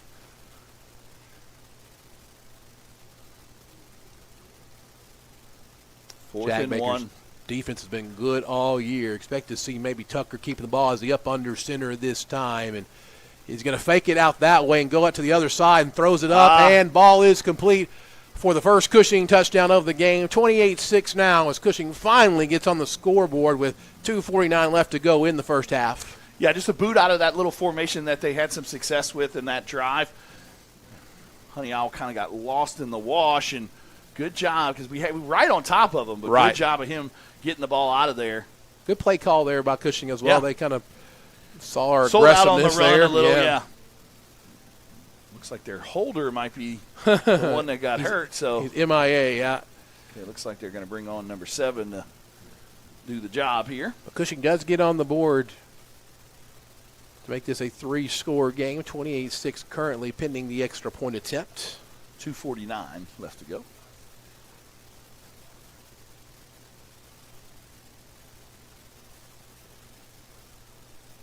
Holding is not an easy job either. No, it's not something you just run out there and do. No. So let's see how this goes. Ace Ventura days, laces out. Good job, though. Oh, Honey Owl, nope. And it's going to be good. 28-6. Cushing does cut into the score a little bit here on the Oklahoma Sport Network.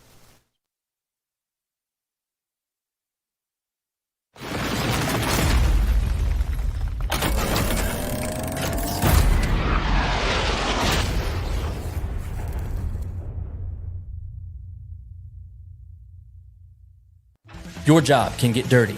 You need a solution.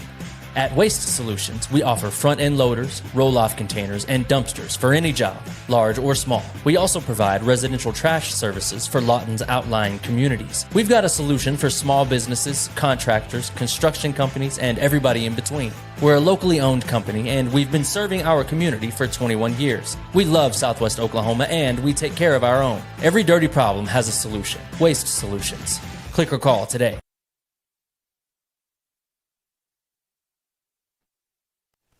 Back here on the Oklahoma Sports Network in the Vincent Saylor State Farm second quarter. Elgin Owls lead the Cushing Tigers 28-6. Elgin to receive this kickoff coming from the left to the right. Another Wayne's drive-in kickoff. Come on, everyone. Let's go to Wayne's. The Owls will get the ball after halftime, so yeah. Wouldn't be a bad idea to try and get it to score right here. Kick is deep, and it's taken at the 5-yard line. Corday Ritchie got a big hole up the middle. There we go! Past midfield. 50, 45, 40, 35, 30. Can they get him? 20. 5 touchdown. Corday Ritchie to the house. Woo! Great response right there by the Owls.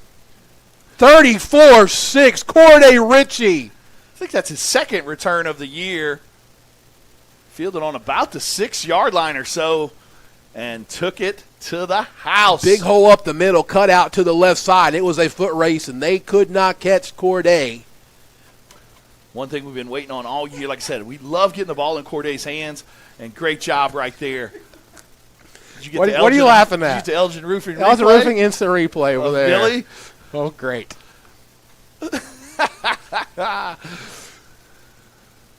Extra point by K1, trying to make this a 35-6 score. Kick is up, and it is good. And what a quick response there by Elgin. 35-6 in control of the Cushing Tigers here on the Oklahoma Sports Network.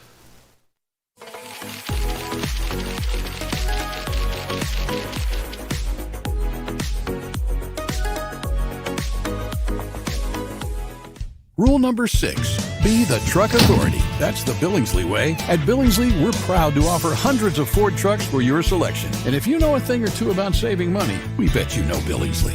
I'm Grant Billingsley, and that's the Billingsley way. Tayco Roofing now offers free instant quotes. Just go to TaycoRoofing.com and click free instant quote. Enter your address and click see my price. Roof repair doesn't have to be stressful. Get a free instant quote and trust Tayco. Back here on the Oklahoma Sports Network, 35-6, Elgin Owls lead the Cushing Tigers after the long Corday Ritchie kickoff return for a touchdown. And I apologize that you had to look. The return was much prettier than the call here in the press box. We get set for the Wayne's drive-in kickoff. Come on, everybody. Let's go to Wayne's. So that took 13 seconds on the return. 2:36 left to go here in the first half of Winston-Salem State Farm's second quarter. Yeah, for the most part, it's been all Owls tonight. Man, They're doing a great job, obviously, both on the offensive side of the ball and the defensive side of the ball. Scored in every drive we've gotten the ball, and only given up the one touchdown so far. Big news, though, over at East Central. Broken Bow has taken the lead. It is now 14-13. Not sure how much time is left in that one, but what's this? Second quarter. Second quarter, yep. They should be running about the same time as us. Should be pretty close.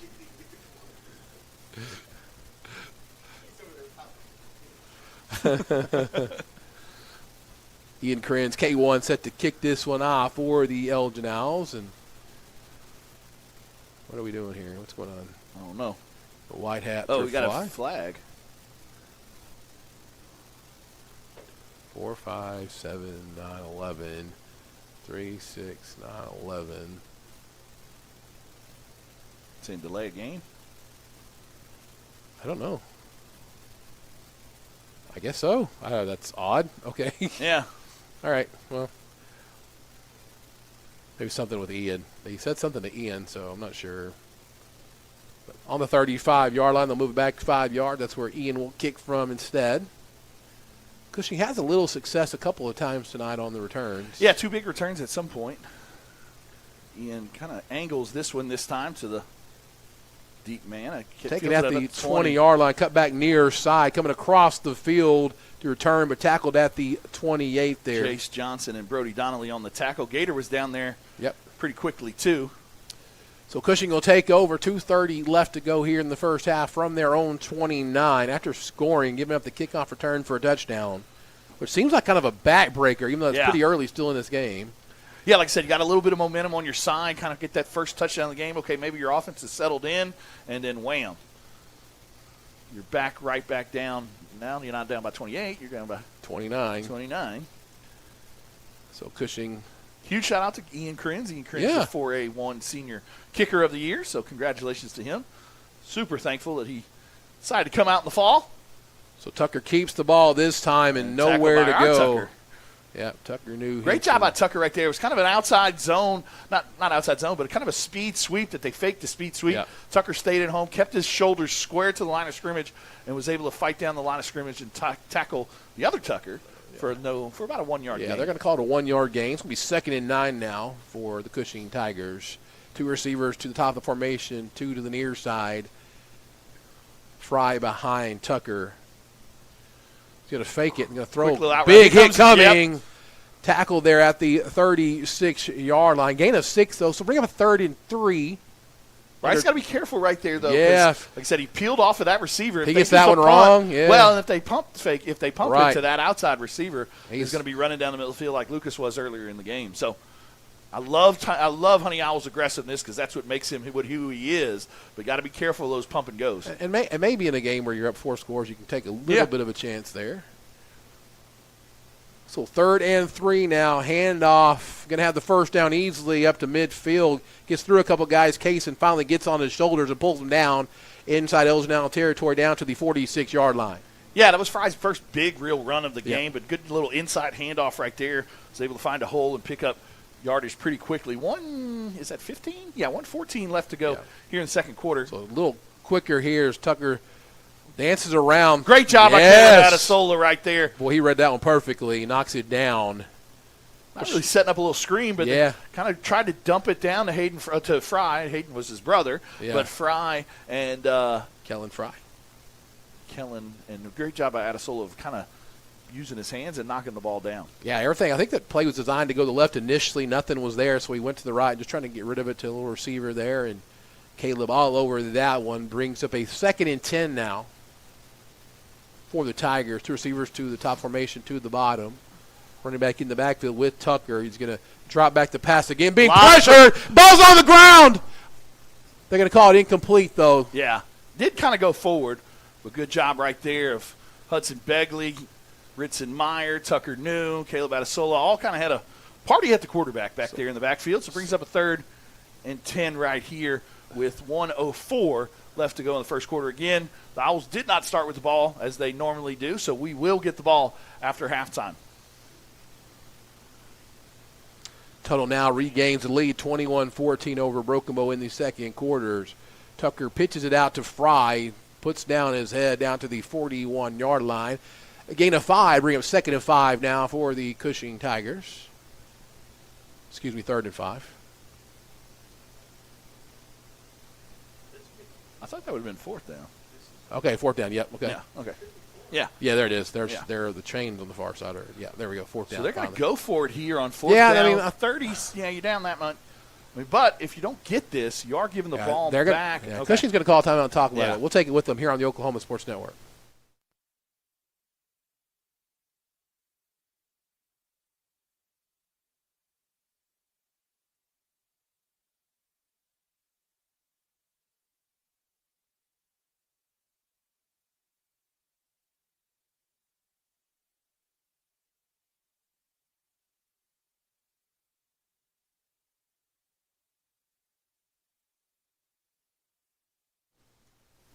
I want to thank our timeout sponsor, Elgin Realty. I want to thank all of our sponsors throughout the year. Thank you so much for sponsoring this team and this network. Like I said, all your sponsorships, it allows us to bring these games to you free of charge.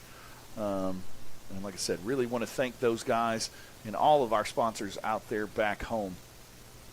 Elgin in total control here as we approach halftime. 4th down for the Cushing Tigers. They were going to go for it. Let's see after the timeout. Looks like they're still going to go for it. Looks like they're going to go for it. I will still have all 4 timeouts. All 3 times 4. You don't even get 4. All 3 timeouts left to go here. So if we can get a stop right here, got a chance maybe. I think you might be content with what you got. I think you're definitely content with it, but you never know. Yeah. Rowan Tucker drops back to pass here, being pressured in the pocket and brought down on the ground. Elgin picks it up on the ground. I believe he's already down right there. Okay. And so they are going to have 30 seconds inside midfield. Yeah, so I think now you take a couple shots right here. Right, the ball right there at midfield. Kason Meyer with the big strip sack. Caleb Adesola was able to pick it up. Wasn't able to pick it up and run. Had his knee down when he picked it up. So that gives us the ball, though, at the 50-yard line with 29 seconds left and 3 timeouts. So ball right there at midfield. Roman Tucker got to be frustrated. They hadn't faced a defense like this all year long. Oh.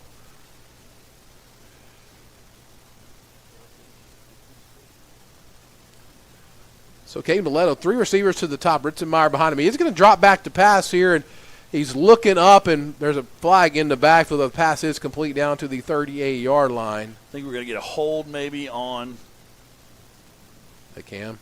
Yeah. No, I don't think it's going to be on Cam. It might be on Usher right here. So let's see what this one's about. Yeah.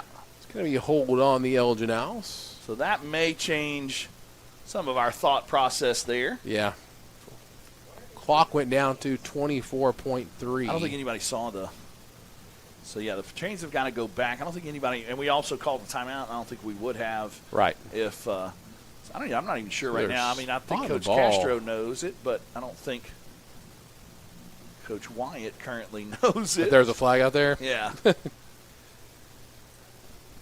There's 24.3 seconds. There's a flag on the field. The pass was complete up to the 39, which would be a first down. They had the ball marked there. They're finally moving it back.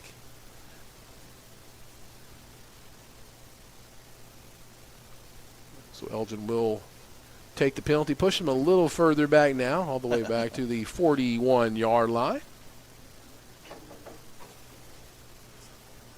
I think you could get down there a little bit. You might even have Ian a chance to kick a field goal. He kicked one from about 47 in warm-ups as well.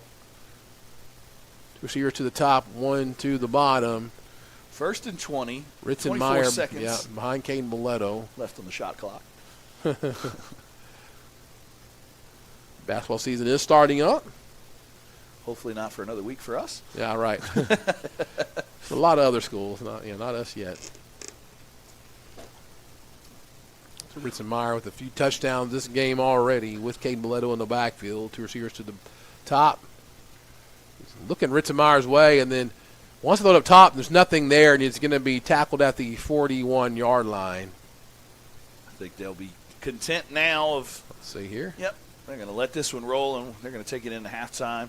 Obviously no video, so we don't have any halftime fireworks for you tonight, but we'll still bring you some stats here at halftime and run some commercials and things like that. So commanding first-half lead over the Cushing Tigers. They came out so far, answered the bell, and up 35-6 as we go into halftime. Still have to play here on the Oklahoma Sports Network.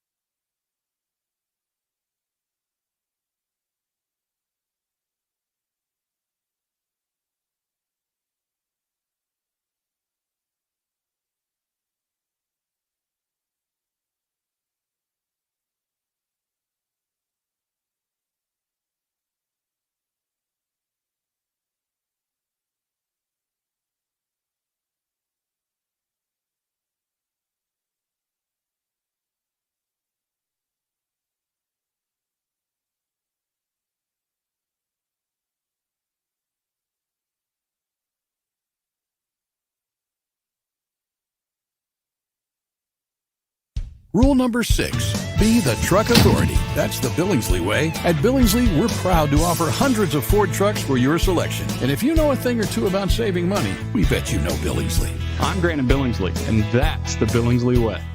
Tayco Roofing now offers free instant quotes. Just go to TaycoRoofing.com and click free instant quote. Enter your address and click see my price. Roof repair doesn't have to be stressful. Get a free instant quote and trust Tayco. Sidelined by surgery, illness, injury? Valor Physical Therapy can help. At Valor PT, our skilled therapists create a rehabilitation program individualized for you, with education and encouragement each step of the way. Whether it's sports or the activities of life, let Valor get you back in the game. Start now at 405-609-3637. No referral needed. Mention this ad and get a free t-shirt at your first appointment.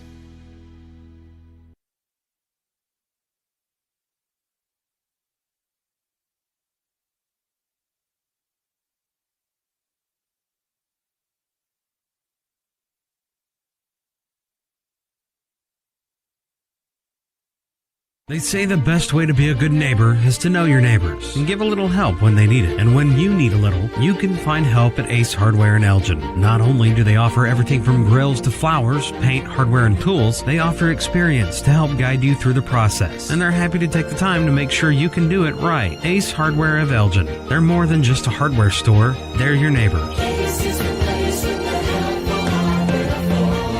Ace Hardware, 7796 Highway 277 in Elgin.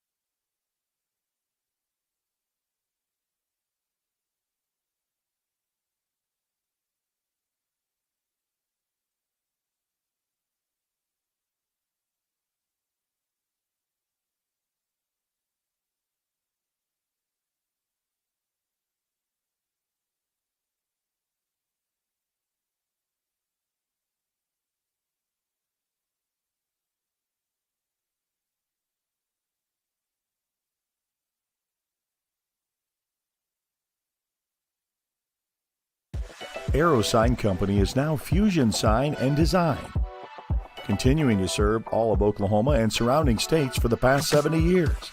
Their focus has always been driving people to your door, not just selling you a sign.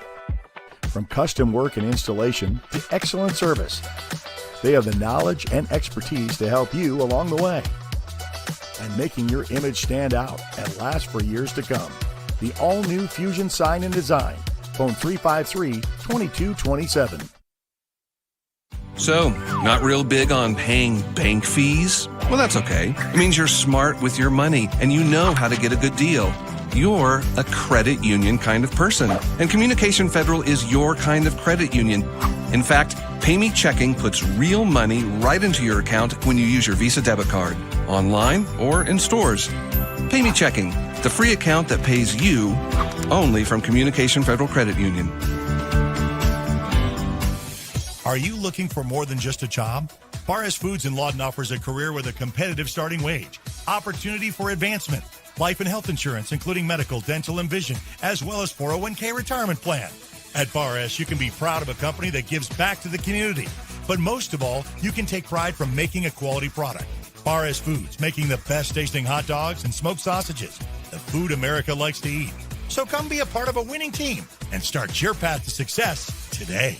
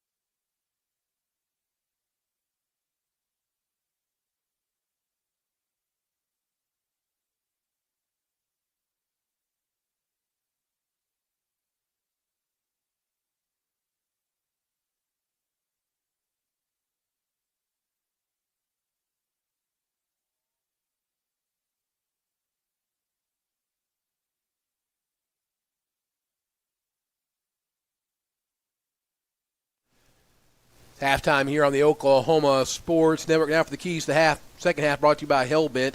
Call ahead or walk-ins available. They specialize in military men and boys haircuts. Stop by today to let them make you look your best. 7796 U.S. Highway 277 in Elgin. Vincent?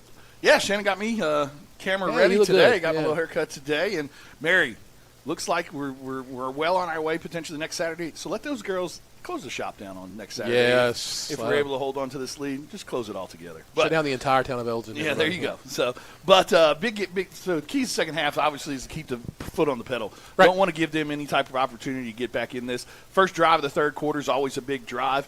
Obviously, the offense needs to come out and do a good job. If we can punch one in here, there's a strong possibility we can get this one over with and done with. As far as on the defensive side of the ball, just keep playing the way that you're playing. Obviously, had a good drive there towards the end, and we was responded back by the kickoff return.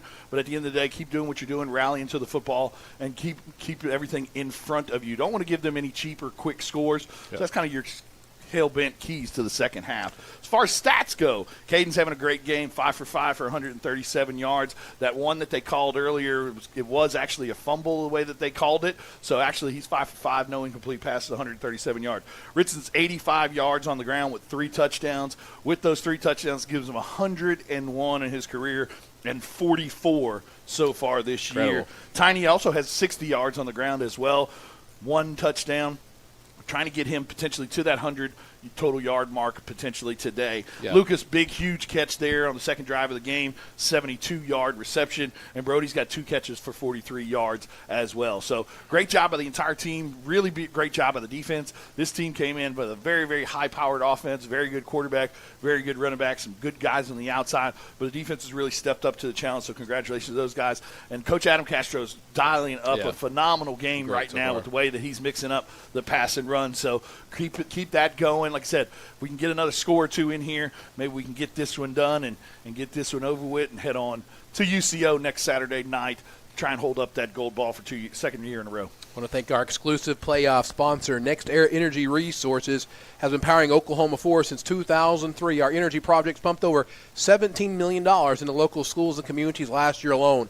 We've donated nearly $500,000 to Oklahoma organizations since 2024, from the FFA to the Red Cross. As an American company, we are proud to support Elgin Owls football and deliver reliable, homegrown energy right here in the heartland. Next Era Energy Resources, American Energy, Oklahoma strong. I want to thank them. I want to thank all our sponsors who have sponsored us throughout the year, as the Elgin Owls are out onto the field now, warming up here for the second half. Again, with a commanding 35-6 lead. They will get the ball first to start the second half for the first time this year.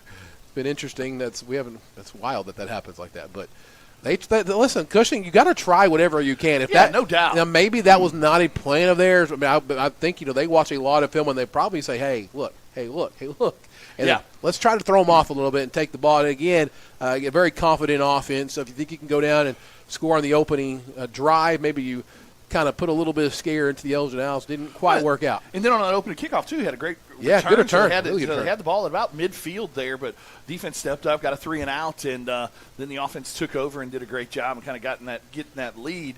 But like I said, now when you do that, now all of a sudden you're getting the ball down by 29 and like I said, you're giving the ball to a potent offense right back here to start the third quarter. So interesting to see kind of how this one starts out. Obviously, Cushing's going to try and make a couple of adjustments and some things like that. So it'll be interesting to see what the Owls decide to do on the offensive side of the ball with this first drive. Yeah. Probably see some Ritson. Yep. And some Tiny as well. But Caden, like I said, is playing a phenomenal game as he has all year. 5 for 5, 137 yards, really managing the game. But also had some big plays as well. Like I said, that long one to Lucas was a great throw. Lucas did a good job of catching it and running.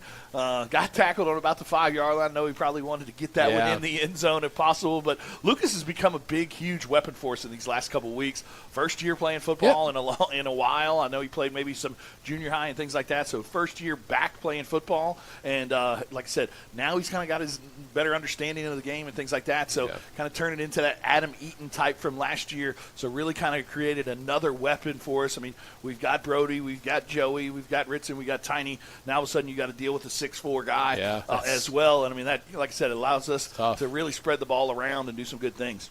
And congratulations to Corday. Huge return, obviously, Wow, yeah. after that touchdown, giving up that touchdown, and then goes 93 yards or however long it was for that long touchdown as just a huge answer. And a great job by him also at corner. They've tried to test him deep a few times, and he's been up to the challenge all night. And Corday next year, not getting to next year yet, but next year he's going to take a bigger role. There's no doubt about that. Yeah, on the offensive side of the ball, for sure. He's going to kind of be that replacement for Brody there. And like I said, see how dynamic he is when he has the ball in his hands. And that's one thing we talked about early in the year. That's why they run those speed sweeps with him and some of those type of things, because he's so dynamic with the ball. And you just saw that. Well, you didn't see it. You heard it on our channel, Maybe at least. You with the big kick return there. I want to thank our third quarter sponsor, the Lawton Fraternal Order of Police, Lodge number 98, in the Lawton Police Officers Association, proudly serving the Lawton community and supporting all our athletics as we get set for another Wayne's Drive-In Kickoff. Come on, everybody. Let's go to Wayne's. Talked to Joe a little bit at halftime. Yeah. Obviously, he was able to talk to Coach Wyatt, so speaking of Wayne's. But he said ball control, stay on the field, stay clean, get out of here with the W is kind of the keys to the third quarter for him. Cushing the kicks second half. This one off. Going to be a shorter kick Joey's taken at the kick that 20 one. by Joey. Cuts it back to the right side. If you get to the edge, he Big might have some block by room, but he Corday. cuts back in the middle. Going to be tackled at the 31-yard line. So the Elgin Owls will start the second half with the ball. Big block by Corday right there. Nice to see that. So Joey with the catch there in the first quarter, within this first half as well. So good to see him get back in the stat line with some catches. Like I said, we talked about it earlier. Does a great job on the outside of blocking, very unselfishly there. So it's good to see him get the ball in his hands again. Halftime in Ada. Now it's third quarter. Tuttle now opens up a 28-14 lead over Broken Bow. Coming out here, trips to the near side. Ritson behind Caden in that pistol formation. Going to get the snap, hand off to Ritson up the middle. Hit there initially, falls forward. Going to gain about 4 or 5 on first down. Tackled there by Fry. Second and about. Yeah, they're going to say second and 6 now from the 36-yard line. Ritson had 85 yards there in the first half with the 3 touchdowns. With that 3 touchdowns, put him over that 100 career mark. Now he's at 101. So 3 receivers to the near side. Caden Mileto with Ritson Meyer behind him. Ritson goes to the right side. Going to split out a little bit and go in motion and trying to get up on top. And got a guy deep again. Lucas gets behind the defense. Yeah, he kind of got turned around twisted up a little bit. Yeah, he kind of twisted around a little. And going to be incomplete. Caden's first incomplete pass of the game. Not sure if he was supposed to be running a kind of a corner route right there or a seam route, and looked like he was looking over one shoulder and then kind of tried to swing his head around. Not to glaze up Adam Castro, but another really good play call putting Ritson out there. Got a lot of people's attention and opened up Lucas. This case and goes into motion.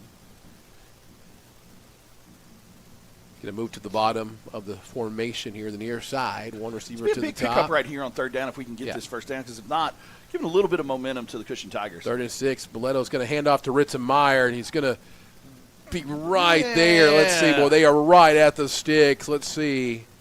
Well, I mean, I'm telling you, they are right at the sticks. It's going to be, I think it's might. Yep. They're going to give him a first down. First down for the Elgin Owls. Ball, good position out the 42-yard line. Ritson had a lead blocker out in front, kind of tripped over his lead blocker, but was still able to pick up the first down. Okay, Bileto, see. I think Cushing is going to call a timeout. They do. We'll take them with them on the Oklahoma Sports Network. Easier said.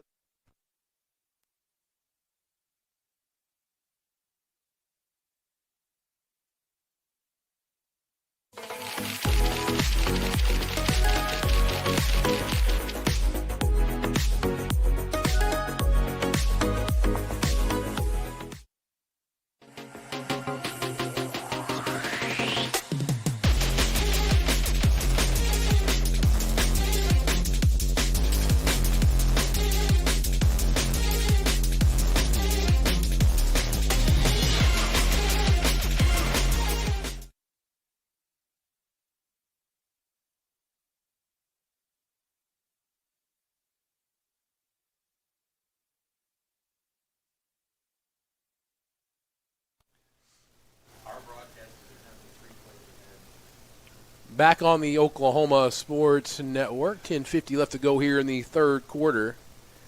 Big first down pickup right there by Ritson because he said don't want to give them any type of momentum early here in the third quarter. Hand off to Ritson again, just doing what Ritson does. Gets a couple yards falling forward. Even though really nothing is there, going to get 2 yards. Looks like Tiny's going to come in now. Ideally, I mean, you like the quick strike scores, but if you could take 4 or 5 minutes off the clock here, that would be helpful. I think if you can take 3, 4, 5 minutes off the clock right here, get another touchdown, that could maybe run like a 4-minute offense. Yeah, that could really put this one to bed. Tiny in the game now behind Caden Boleto. Brody to the bottom of the formation. Kaysen coming back across, gets the handoff, tries to stretch it out wide. Nothing doing at all. Loss in the backfield, tackled at the 40.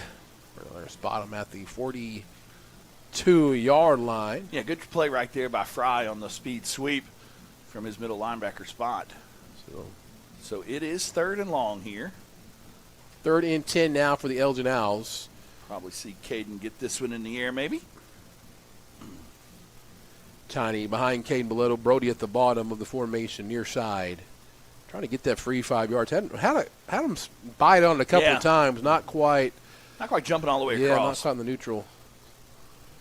Caden's going to drop back to pass this time and being flushed out of the pocket to the left. Got a lot of room and throws it up over for Brody, who comes back and makes a phenomenal catch at the 30-yard line. That will be a first down for the Elgin Owls. Good job right there. A little scramble drill right there. Yeah. Kind of a hitch route on the outside by Brody, but Brody able to kind of flip his hips and go upfield. Good job of putting enough air under it for him to kind of play basketball a little, kind of rebound right there. Good job by Caden. 28-yard completion. Caden kind of found his way out of the pocket a little right there. Did a good job. Ritson back in the game now.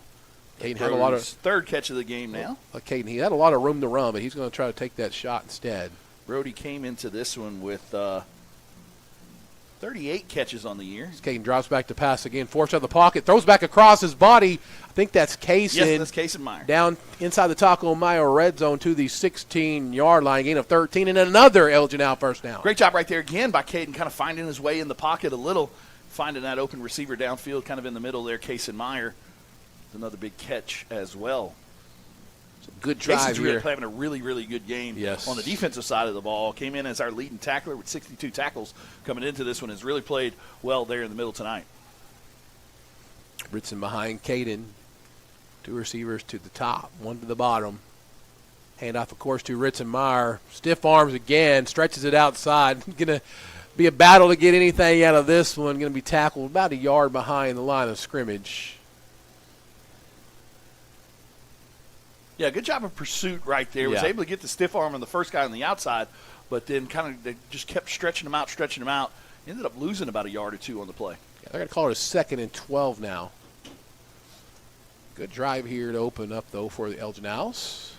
Yeah, already knocked off about 3.5 minutes on the clock. I mean, right now the clock is our best friend, Cushing's enemy. Absolutely. Down 4 scores. Brody Morrison got one-on-one at the near side, at the bottom of your screen, all by his lonesome here. Handoff is to Ritson that way, though. Gets free. Good job by Brody on the outside to block it up. They're going to call a flag. Yeah. Brody, we got 2 flags on the play here. here. Yeah, there's a couple flags. I'm not sure. I think they're going to get Brody on the outside for holding, but I'm not sure what this one's about back here. So this one's going to be the big one back here by the line of scrimmage. So that's going to push us back to 2nd and really long. As on the scoreboard here, they've got a flag on the play. Yeah, a little interesting. Why can't you do that, Chris Balvans? Got a little.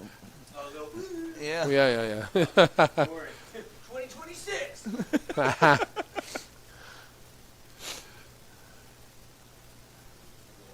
So, yeah, there will be the holding on the Elgin Owls back here, so push them pretty far back now. Yeah, it's going to be 2nd and about 22, give or take. But again, with the way the clock is, again, I'm you don't want to be behind the line. Listen, I get that, but I think it's still a pretty good position. You're inside the 30-yard line, and at worst, you can give Ian a chance here in a couple of plays. Yeah. They hadn't been able to put one in the end zone on a kickoff tonight, though. I don't know if the wind might be going around. Could be the cold air as well. Ian behind Caden Boleto. Brody goes in motion. fakes to Ritson, out to Brody in the flat to the 25-yard line where he's pushed out of bounds after about a gain of 3 on the play. Yeah, a little bootleg pass right there, a little dump off to Brody, who was coming in motion. Not much yardage right there on that play. So it brings up a third and pretty long way from the 25-yard line. They're called a 3rd and 18 from here. 3rd and 19. Right at 8 minutes or so to go. 8:08, I think. It's 8:03. Okay, I feel like field goal post moment. Yep. I can't tell. Thanks for joining us wherever you're joining us from. Said sorry that it's audio only, but that's the contract that's in place right now. So Caden Valletta looks to the sideline. Ritzenmeyer behind him trips to the far side of the field. He's going to drop back to pass, flush out of the pocket, into the pocket, gets out and breaks outside of it, and cuts back again. Got a lot of room. Backside, 15, 10, cuts back again, almost into the end zone, down to the 3-yard line. Yeah, he's got a first down. Great job by Caden right there. Got a flag back at about the 15-yard line. It's going to be interesting to see what this one's about. Jackson Deal was on the ground. But great job by Caden right there getting – he ran probably 50 yards to get what he got, but a little bit of chipping that's happening down there. Brody tried to go get his towel, and one of the kids stepped on it, wouldn't let him get it, didn't lifted his leg off the ground. That ain't get off the field, Coach. Yeah. The coach is not happy with that either. That's good for him to get that guy. And again, listen, you're coaching football, but you are teaching men. Like you're teaching young men to be men. And at the end of the day, too, if you're either of these teams, if somebody gets in trouble or anything like that, potentially sitting out a state championship game in a half or something like that. So don't want anything like that to happen. But you got Cushing. They're down by quite a bit. Brought the guy to the sideline and just hey, what are we doing? You got to learn how to respond to adversity better than that. So personal foul on Cushing. So that's going to make it 1st and goal from about the 2-yard line now. Going to be half the distance of the goal. Yep. Ritzenmeyer, if you're just joining us, has 3 touchdowns on the night. 44 for the season, I believe, right? And 101 for the career. Great play right there, though, by Caden Valletta. Yeah, came absolutely. into the game, already with 186 rushing yards. So that gets him over 200 on the year. So Caden kind of found his way around the pocket and then found a little bit of a hole and was able to get all the way down for that long first down. Well, he wanted to put that one in, though. Oh, yeah, he did. Yeah, he did. Ritson up there talking to Caden, kind of making sure that he knows the play. Inside handoff to Ritson, through a couple people. Touchdown, Elgin Owls. That's number 4 for Ritson. Still got some talking going on there. 41-6, and a great drive to open up. 4 minutes and 19 seconds by the Elgin Owls, taking off the clock on that scoring drive. Yeah, Ritson's 45th touchdown of the year. Pushes it out to 41-6. Great first drive of the third quarter right there by the Owl offense. Pushing this one out to potentially insurmountable lead. We take a miracle of all miracles. They do have a quick strike offense. They do. But extra point is good. 42-6 is the score. We'll take a break here on the Oklahoma Sports Network.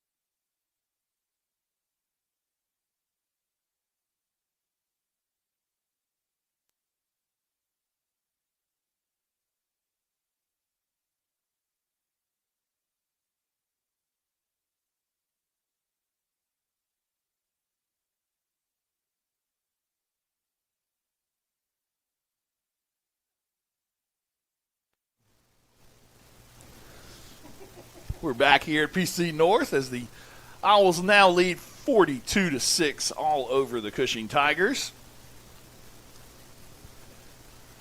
Getting ready for another Wayne's driving kickoff. Come on, everybody. Let's go to Wayne's. This K1 sets to kick this one off from the 40-yard line. Good 4-minute, 19-second drive that time for the Elgin Owls. The Pizza Corral scoring recap after this kick. Ian kicks this one off. Going to be taken at the bounce of the 10 where it's picked up. And nowhere to go as the returners will be piled up there at about the 18-yard line or so. It is getting rather chippy down there. There goes GB. Yeah, I'll see if he does something. Oh, here. yeah. We're going to watch We're getting it. We're going to give it to you. And there he goes. I'm sure that was it's so thrilling for you guys to hear that, not seeing anything happening there. So I want to give our Pizza Corral scoring recap. Big drive right there to open the third quarter. Big, huge third down pickup on a scramble by Caden Belletto on a 17, 18-yard run to pick up the first down, capped off by Ritson Meyer's fourth touchdown of the night. With that 4 touchdowns, puts him to 45 touchdowns on the season, 102 in his amazing Owl career. So Roman Tucker brings his Cushing offense back out onto the field, searching for some answers and trying to cut back into this lead. Going to need to score quickly and on several possessions. Something to happen positive for them, and they're going to pass it out wide here. Quick out. Good job by Bryce to kind of push that back to the inside where he had some help. Ball's out. Ball's out. The ball's out.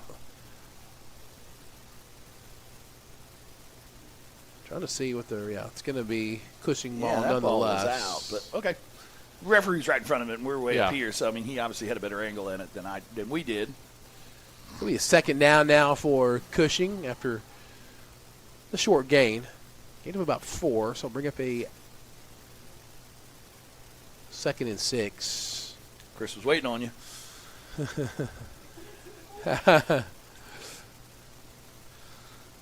Oh, they're going to call a timeout, so we'll take it with them. You're watching Elgin Owl Football on the Oklahoma Sports Network, where sports is our middle name. Got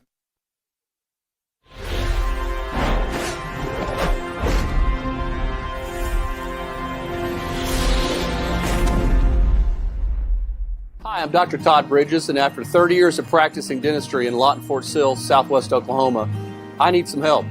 Please welcome our new associate dentist, Dr. Chandler Harbin. Dr. Harbin brings a gentle touch to our ever-expanding dental practice in order to make your visit one that exceeds your expectations. Even more things to smile about is our partnership with 3 major dental insurance companies, United Concordia, Delta Dental Premier, and Health Choice. Come schedule an appointment with Dr. Harbin or myself by calling 580-248-6700.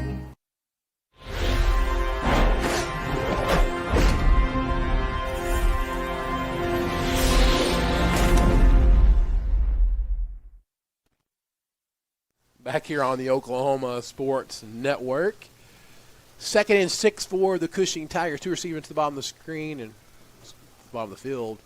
Little screen play. Elgin all over that one. Thrown down on the ground. Cushing fans not happy after the slam down on the ground there. And yeah, I mean, every play. It's getting, they need to make sure this doesn't get something stupid happens here. 42-6 to score, 6:33 left to go in the third quarter. Brings up a 3rd and about 8 right here.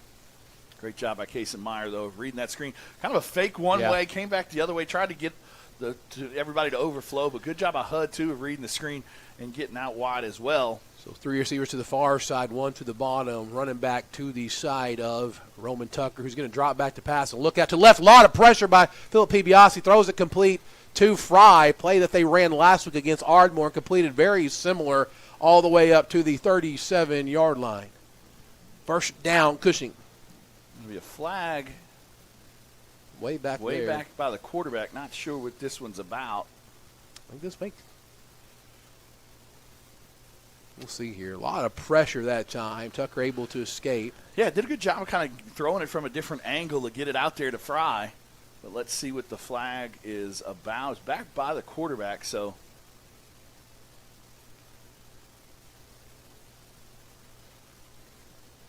Maybe it. Whitehead's calling the Cushing coach over to discuss it. Yeah, I mean, it's probably on Elgin. No, it's going to be Cushing is walking back like it's on they them. are. So let's see here what he says. Yeah, it's going to be, well. We're still talking I about have it. no idea what's going on right now. We're in a soundproof booth in here, so we have no idea. And he's pointed both ways, yeah, so I don't have a clue what's going on. The ball is coming Yeah, back. they're moving the ball back, so. No, it's not going to be offsetting. It would have been enough for a first down, but it's going to be personal foul on Cushing. On Cushing. And was whoever kicked that is out, got thrown out. Yeah, so they just lost a player, and again, we don't want anything like that happening right now. No, not him. So, he's been warned. No. Not sure what number, but somebody just got tossed for Cushing. So it's going to be another third down, this time third and about. Ball moved back to the 10, so they're going to get about 19. Or did they give him the first because it was? Yes, they're saying third downs. Okay, yeah, third down. Third 19. Tucker drops back to pass. Probably going to throw this one up over top on a little kind of a wheel route there. And great job by Honey Owl right there. We're on the coverage. Look, ran. Oh, and they're going to get that on Honey Owl. He did maybe a little too much talking afterwards. I mean, all he did was point the fingers down. Yeah, I think they're not going to. I think with the way this game is going, they're probably going to stop any of that because that just can escalate something pretty quickly. But, I mean, he was looking at our like he wasn't looking at anybody other. It was directed towards our sideline. Yeah, technically that's probably not a penalty, but. No. I mean, with some of the things that have gone on all game, no. Yeah. But it is what it is, so won't give him an automatic first. And I think they're more than – so it's 18. I mean, so it should be after the play. So it should be 4th and 3 unsportsmanlike. I mean, I get it. The referees are trying to kind of get this one under control because every play there's a little something going on.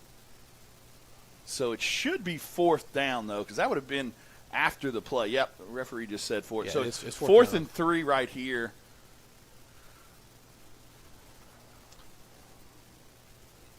So 3 receivers near side. Actually, one might be in the slot. They're going to need another timeout. What's happening here? They're going to talk to the white hat. And Cushing, come on, man. Yeah, it's 4th down. It was after the play, and it was pretty clear. Yeah, so we're going to, all right, get back to play here. Now they're going to punt it away. I mean. Yeah, so I think that's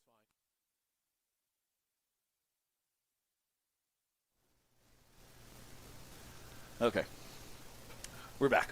So 4th down, punting unit back. I mean, there's obvious frustration on the Cushing sideline. There's no doubt about that. So it's hard. You know, your state semifinal games, 42-6 at this point, and nobody back deep. So just you're playing safe here. That's fine. Don't need to give me anything easy.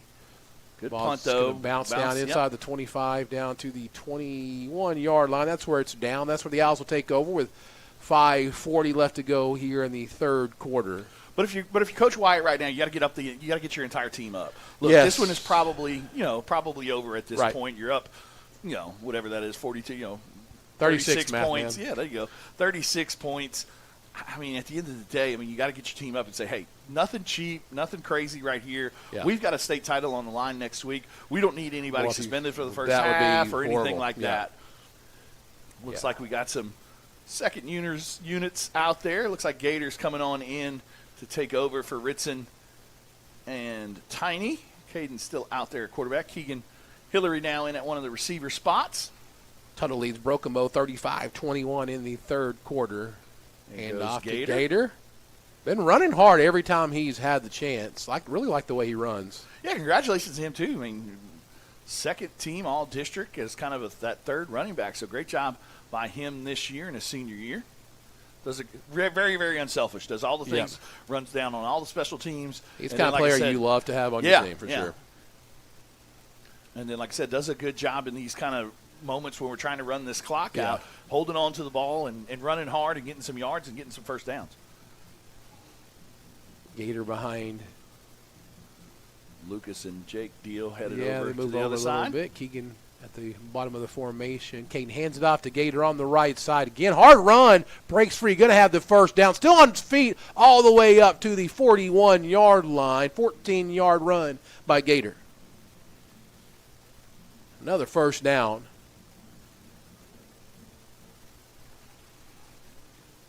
Clock now under 5 minutes in the third quarter. Thank you for joining us here on the Oklahoma Sports Network. Again, next week, assuming this holds, and I assume it will. Yep.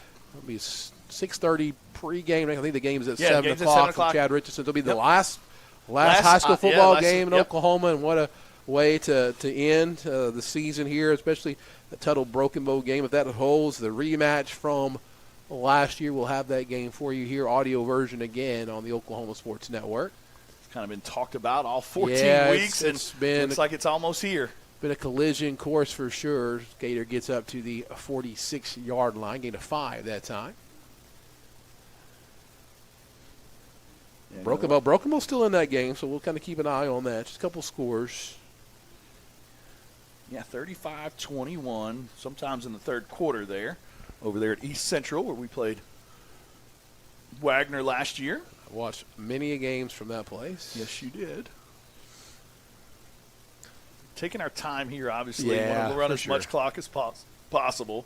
3:45 left to go here in the third quarter.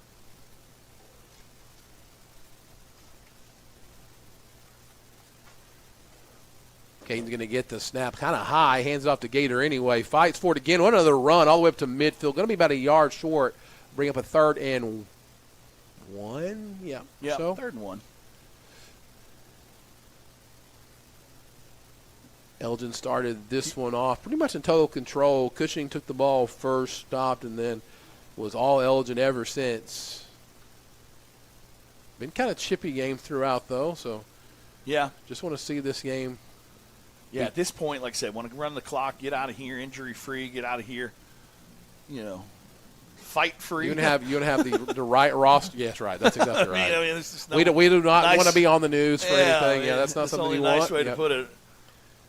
The refs have done a good job trying to get that under control. Hand off to Gator again. Does pick up. He breaks a couple times. He gets free. 35-30. Gator all the way inside the 30, down to the 27-yard line. Gain of 23. Gator's having himself a drive. Huge shout out to the offensive line. The starters are still in there, and they've done a great job all night of controlling the line of scrimmage and really doing a great job against that Cushing defense.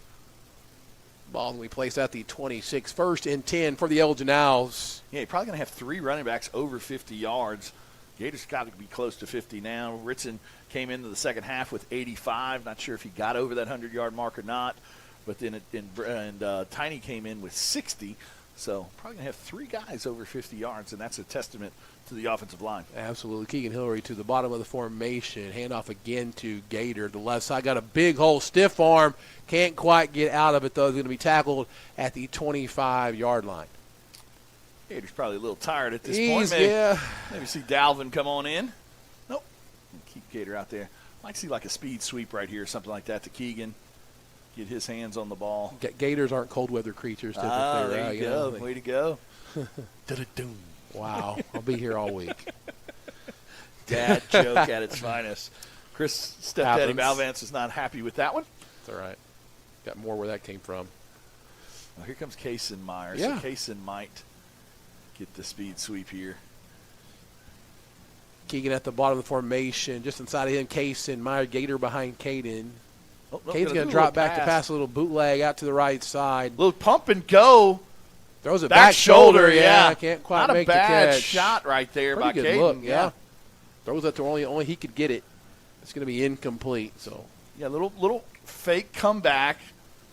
Trying to wheel up the sideline and good coverage though by the cornerback. Good tight coverage. Yeah. Great throw though. Like I said, try to hit that back shoulder throw. Been talking to Caden about that all year. When I get to practice and things, and 3rd like and to see 10. him try it in a game. Try to use it a little bit. That's a weapon if you can do it right. Join us Tuesday. I think it's going to be Tuesday. We'll kind of figure that out. We'll let you know through our Facebook page or whatnot. Probably going to have our show on Tuesday. Outside zone here to Gator. Not much room. Yeah, fights back forward just to get up to the 26-yard line, the line of scrimmage there. It'll be a 4th down now for the Elgin Owls. probably a little bit out of the distance for Ian. So probably going to go for it right here. Yeah. Maybe a 105. But, yeah, as I said, there is a media day hosted by the state playoff, it's really cool state championship Yep. games. So that, I believe, will be on Tuesday, but it depends on the timing of that. If Coach Wyatt and whatever players he brings up there to get there for the Taco Tuesday coaches show at Burrito Mico. If not, we'll have it on Wednesday, but more than likely we'll still have it on Tuesday. So join us at Burrito Mico for a state championship edition of the Elgin Owl Coaches Show. So Caden Boletto drops back to pass. He's got Gator out there, but throws it over instead to Keegan Hillary. Breaks the man from the outside, inside the 5, fighting forward. I think he's going to be tackled at the 1. What an effort by Keegan Hillary. Great job by Keegan right there. Had a bunch of bright spots early in the year, like I said, and then right there, big third down catch to keep the drive alive, and then fought through a couple tackles to almost punch his way into the end zone. I think we'll let this one run out and head to the fourth quarter. It has been all Owls in this one. Another great throw, though, by Caden Boletto right there. 42-6, Elgin leads over the Cushing Tigers. We head to the fourth quarter. We'll talk about maybe the upcoming opponent and what that looked like last year, and the other opponent as well it could be, and the rest of this fourth quarter. We'll talk about it here in just a minute on the Oklahoma Sports Network.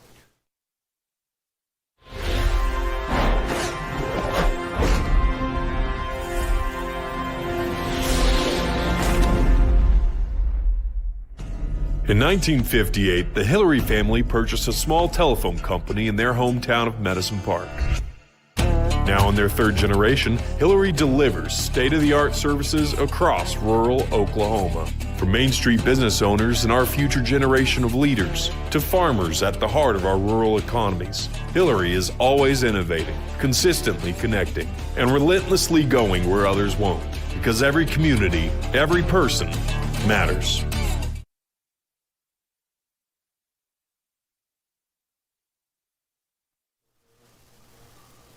Back here on the Oklahoma Sports Network as we head into the fourth quarter, brought to you by Comanche Home Center. With over 50 years of experience in the lumber industry, they provide building materials to do it right. Remember, Ace is the place for the helpful hardware, folks. 7796 U.S. Highway 277 in good old Elgin, Oklahoma.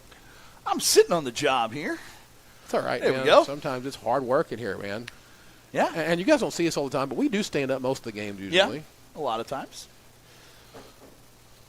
See if old Gator can punch this one in right here. I'd like to see him get him a touchdown right here. Joey at the bottom of the screen. I'm going to give it to Keegan's Keegan. going to get it instead. If he breaks through the tackle. Oh, what a dive. He's in. That should be a touchdown. Woo! Hillary, what an effort on the dive to get that one in. A little Superman right there. Yeah, right there. 48-6 now. Little pop pass, so that'll go down as a touchdown for Caden Boletto. Couple great effort plays by Keegan on that drive. Yeah.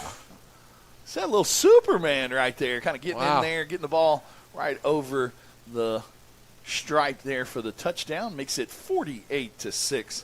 All Owls in this one. Ian Cren's on to kick the extra point. 35-28 now. Broken Bow gets a little bit closer to Tuttle. It's going to be an interesting fourth quarter there in East Central. This one maybe not so much. It's up. It is good. 49-6. Hey, they're watching us. That could be somewhat entertaining. We can entertain you, baby. We can. Are you not entertained, right? 49-6 now the score. We're going to keep it here. And again, thinking about, a couple of – either opponent could be either one of them, Tuttle or Broken Bow.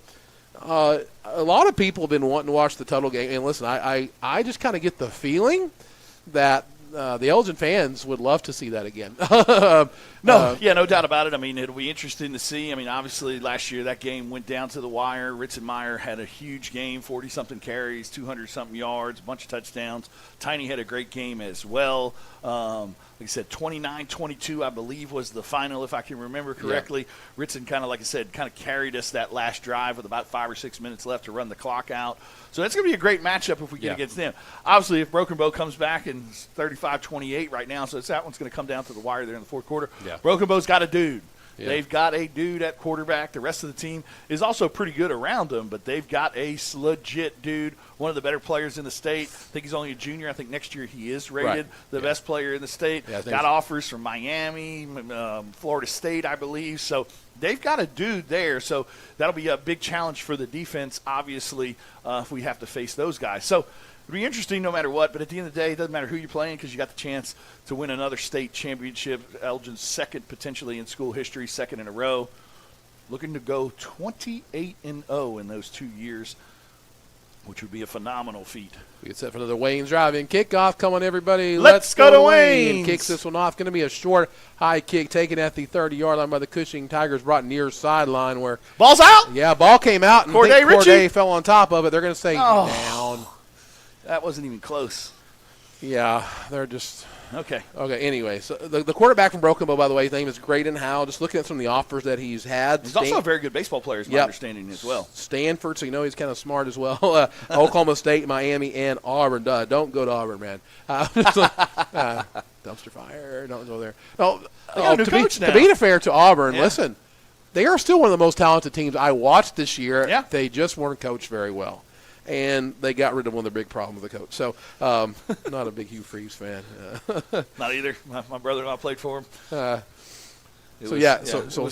Howell's talented. Got to watch him play Ada this year. Really destroyed Ada. I mean, just good job by Cato Vatasola right there, coming from his defensive end spot. Yeah, going to make up a 2nd and 10 now. Yeah, and against Ada, he threw all over him, ran all over him. It was, a blowout game. And listen, we got to see Ada. We Ada was one of those teams thought of as being really good all year, and Broken Bow just beat them 42-14. So, Broken Bow is certainly good, but they're going to have to, come back and beat Tuttle, which would certainly be an upset tonight in Ada, Oklahoma. 2nd and 10 now for the Cushing Tigers. He's going to throw this one up deep, and he's got a man. He's going to throw it a little too far to the outside. Going to be incomplete now, 3rd down and 10. Yeah, a little, like I said, pump and go. Bryce kind of bit on the pump, but still unable to track it down was the receiver. Ronnie Rojas in there right now at nose. Brody Donnelly alongside Kason Meyer in the middle. Great showing here by the Elgin Owls tonight. No doubt. I mean, like I said, everybody came in talking about this Cushing offense, and the defense is really – taking control of this game from the very beginning. And that's really kind of been the story the last 2 years is. Yeah, everybody talks a lot about. Pass complete up to the 41-yard. Everybody talks about the offense, Everybody talks about the offense. I mean, averaging 49 points in the year. And, I mean, you got Ritson with 45 touchdowns now. But what wins championships? Mileto is doing a great thing. But at the end of the day, defense wins championships. It does, absolutely. I mean, the defense has only given up 7 points on the year, 6 points again tonight. Yeah. I mean, Coach Baker does a great job with the defense, really getting them prepared and ready. And like I said, what more can you say about the way that they played tonight? Cushing decided to take the ball. First 2 drives, 3 and outs. Offense goes down there and scores. Yeah. And kind of demoralizing right off the bat. So 4th and 5. Cushing is going to punt the ball away here. Corday is back deep. Going to try and catch the fair. Oh yeah, that's probably what he maybe should have let go. And yeah, Cushing's going to come up with the ball. Going to have the ball on the Elgin 25-yard. That's probably what he just needs to back away from at this point. Yeah, trying to run and try and catch it on a run. He's trying to plead that he didn't touch it, but it was a close one. But that is going to give the Tigers back the ball on about the 26-yard line. 10:28 left to go in the ball game. Yeah, and again, it's the offense gets talked about constantly, but the defense, literally, it's been phenomenal to watch, honestly. And if we're going to hold that goal ball next week, no matter who we play, it's going to be the defense. Yeah, that's going to be it for sure. It's going to be the defense that's going to have to carry the way. I mean, obviously, the offense is going to have to score points. Ritson's going to have to do his thing. Right. Caden's going to have to, have another great game as well. But at the end of the day, it's going to be the defense that's going to potentially win that another championship. And as Roman Tucker gets a gain down for 4 yards to the 22. We're talking about this off air. Some of the other people up here in the press box with us, they said, hey, you guys just play like a team. Like everybody plays together. Me and Chris were talking about this as well. This is a team that they're all bought in. They all know their roles. They all play their roles. The Eagles, they put that aside. They play team ball. And this is what it looks like when you do that. Fake that time to Fry. I mean, you don't win 26 games in a row. Now 27 in a row. being individuals and, not being good football teams and be good in all three phases. I mean, Ian has really helped us this year in that third phase of the game in special teams. Obviously, special teams played a big part tonight. Yep. Cushing got a little bit of momentum there, scoring the touchdown, and then boom, special teams, Corday takes the next kick all the way back to the end zone for a touchdown. So got to be good in all three phases, and right now the Owls are really clicking on all cylinders. So Tucker hands the ball off to Fry up the middle. Big T swallows them up. Looks like he does have enough. He might have a first down. Yeah, he's going to be just past the first down marker inside the 20, down to the 15. Cushing trying to get another one on the board here. Trying to get a little respect back. Good season by them. They'll probably finish the season now 11-2. Fry and Roman Tucker Roman, I think, are seniors. So yeah, they both are. Yep. They had a fight to get into this game. They last week they were ahead of Ardmore pretty good, and I think it ended up 49-44. So Ardmore came back and got them. So yeah, offense has not been their problem this year, but certainly struggled a little bit tonight. Tucker drops back to pass, throws it out, and it is complete down, but tackled at the 3-yard line. Yeah, just a quick, deep little comeback route right there, going to make it be a first and goal. Yeah. So 35-28, Tuttle leads Brookable. 6 minutes left in that one. Either team that survives that one is going to do exactly that, survive and battle tested in the semis. That's what that's all you got to do, man. Win by 1 point. Survive and advance. Win or go home. I think they're going to say the pass was incomplete now. Not sure what happened over there. Yeah, so the ball will go back to the 15. Kind of in that dead spot for us. Yeah, it's kind of a weird spot. You seen me. My wife, honey, I'm glad you're paying attention. She's like, if your back hurting, you're leaning forward a lot. I was like, no, I just can't see. No, I just can't see. Yes, I'm old. Yes, I got a bad back, but that's not the problem right now. So, yeah, it's a 2nd and 10 now for the Tigers. 9-12 left to go in the ball game as Roman Tucker drops back to pass, being pressured again and forced out of the pocket and hit a couple times there. Going to be tackled right there at about the line of scrimmage. Yeah, Braxton. Oh, who's that on the ground? I think that might be Phillip. No? Tucker. Tucker, yeah. Yeah, don't want to see any injuries either. Under 9 minutes to go. 49-6, Elgin leads this one. Looks like they're headed to play for that state ball. Gold ball next week, another state championship, trying to get back-to-back. The audio only again next week, so you'll have to put up with us again. Or just come out and, you can watch us, listen to us, make fun of us later, whatever you want to do. It's fine. If we have a showing like we did last year, I think all of Elgin will be there again. Yeah, absolutely. And, again, they showed out. It got even fuller as the game went on here. Not really any empty spots across the way. No. Tucker just steps out of bounds there, brings up a 4th down. Try to roll them out to the short side of the field, not anybody downfield to throw it to, and just kind of stepped out of bounds to avoid a big hit or anything. So brings up a 4th and about 15 or so from the 20. Stay tuned after the game for the abbreviated Ann's Country Kitchen postgame show. We'll also have the K5 Offensive Player of the Game and the Breeze Chappelle Defensive Player of the Game.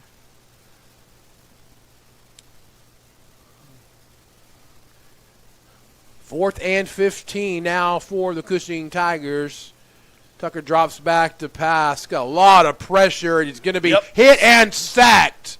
Caleb Adesola and Brody Donnelly back there for the sack. Gives Caleb 3 sacks on the year now. Vini Vidi Vici. I came, I saw, I conquered. There we go. There we go. Trying to get some Roman stuff in here, and a lot of Roman history, Chris. No? Okay, no. I'm sorry. He just gave the Bryce Martin thumbs down. I'm going to throw the flag on you for that one, man. Right. So the Elgin Owls will take over. Put the flag on the screen right now. Just do it. Jake Croft in there now at quarterback. Gator lined up behind him. Avery Baltz at the bottom of the screen as well. Good to see Jake out there getting some snaps in a playoff game. Good job by Jake Deal pulling. Gator again up to the 39-yard line. See if the Owls can run this. Well, about 8 minutes. I don't know if they can do that, but it'd be nice if they did. Trip Dotson in there at one of the tackles. Micah Keybone looks like he's in there as well. Brody Ballou. Number 57 is also in there. Keelan Phillips. Good to see some of these young guys get some playing time here in a playoff game. Avery Balch, good to see him back out there. Got hurt earlier in the year. Didn't obviously have the senior year he wanted to, but good to see him back on the field here in the playoff push. Him and Keegan at receiver, hand off to Gator. You get hit big at the line of scrimmage and push back. So it'll be a third down now for the Owls. Congratulations to Coach Wyatt. Really got to give a huge shout-out, to Adam Castro. Yeah. Obviously, the way he called that first half was masterful. Same thing with Coach Jack Baker. Yes. He's done a great job. Those guys have done great jobs all year, all careers. I mean, like I said, one cool thing about it is they've just been kind of the main coaching staff these last 4 years. And Coach Castro has called every single play for all of Ritson's 102 touchdowns now. We know what he means to Castro for sure. He's discussed it. That's right. Hand off to Gator. Gets outside edge again, trying to fight. There he goes! 50, 45. He may take this one the distance. It's a foot race. 20, 15, 10. Drag down behind. Kind of a leaping Superman tackle there. Gets him down at the 9-yard line. 51-yard run by Gator. Gator may be the leading rusher of the team by the end of this one. He's over 100 for sure. 51-yard run by Gator. Good job to get to the edge and beat everybody there. And, man, he just couldn't quite get there, but inside the Taco Mile red zone at the 9-yard line. 6:14, 6:10 and counting now. As the Owls potentially could put another one here on the board. Update in Ada, Oklahoma. Tuttle now leads Broken Bow 42-28 with 5 minutes left. So we might get the rematch that everybody's been talking about since last year. They've been talking about it all year long. And it was off to Gator again. Nowhere to go that time. It looks like Gator's a little gassed. I mean, I think Tuttle and Elgin are definitely the best two teams. I've been able to watch Tuttle a couple times this year. They throw the ball around the ballpark a lot, and they're pretty fast. Yeah. they're not a very big team. Same quarterback from last year. Yep. I can't remember his name. Cruz maybe, or another wrestling school that has a lot of guys that know how to use leverage. We've seen that here with Elgin. They're good on the outside. Got those Lane twins back as well from last year. So it's going to be a tough matchup, obviously, for us. They've got to stop Ritson. I mean, Ritson obviously last year, 40-something carries, 220, 30 yards or so. So one thing that we're going to do is keep handing it to 34 as much as we can. Outside zone this time to Gator. Gator about 3 yards on the carry right there. Gets it to about the 7-yard line. Under 5 minutes to go now. So they've set out to do what they were trying to do, get back there, and ultimately they want to win another one after winning the first one in school history last year, trying to get back and get their second one. And which may be our last game in 4A. Absolutely. A lot of people are saying that with the 8 new ADMs that are coming out sometimes in the spring that we may be back up in 5A like we were a couple years ago. And so it'd be good to finish 4A off with 2 straight state titles in a row. And maybe the bigger news this week is Chalmer going to have another kid arrive in the next week. Everybody's paying attention to that as well. So we've got a timeout. You want to stay here, Chris? What do you want to do? We'll keep it it's here. up to you, buddy. We'll keep it here. It is your show. We're just here. Attaboy, Elgin Realty timeout. Yeah. Great job by Chris right there.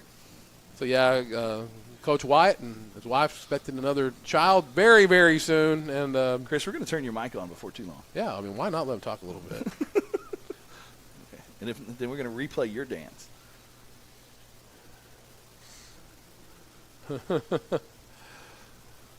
Again, kudos to this coaching staff as well for doing what they've been able to do over the last several years. Quite a turnaround here in Elgin from what Elgin football was a few years ago. Yeah, I mean, we talked about it a ton last year, obviously, because that senior class at some point when they were freshmen, I don't think they won a game. Right. And then from going from there to where the program is now, said it was kudos to the administration for letting Chalmer play it out. You've got to do that. Yeah. And like I said, I mean, it's just Chalmer always had a kind of a role and a goal to build this program from the ground up, and they've done it. And like I said, got a great senior class this year, but got another one coming in right behind him with all the juniors that do a lot of things for us. You got 3 of the offensive linemen coming back. You got most of your guys coming back. You got the quarterback coming back. So like I said, building a program, kind of next man up. And a little pass there for Jake. Jake Deal. Can he get this one in? Cuts it in. Jake Deal with the they throw a flag. What's the flag about? So Jake Deal is not going to get his touchdown. Jake Croft is not going to get his touchdown, I don't think. So they're going to call a flag. On what? What was it? I don't know. I didn't know. He just called it. I don't know what it was. You hate that for the Jakes. Croft would have got his playoff touchdown in, and Jake Deal would have got one, but either a holding or something because it was 10 yards from the spot. Push it back to the 11-yard line. He called a hold on the 1-yard line after the touchdown was okay. Yeah. All right. Well, it is what it is. 3rd and 7 now. Right around 4 minutes left to go in this ball game. Appreciate you joining us tonight. Sometimes these games that listen, Elgin fan, it's getting kind of used to these games that get out of hand a little bit, right? And so we try and keep you entertained as much as we can in the second half, but we do what we can. 49-6, 7 seconds left. Gator's going to get the handoff. Break free down to the 5-yard line. Be 4th down and goal now. Well, excuse me, 4th down. Yeah, 4th and goal for the Elgin Owls. Under 4 minutes to go in the ball game. I'm going to get K1 in there and see if he can get a little kick a field goal. Kick a field goal. So from there, that's a chip shot. It's a 22-yarder. See if he can punch this one in for his second field goal. I say we fake it and pitch it to him and see what he can do. No.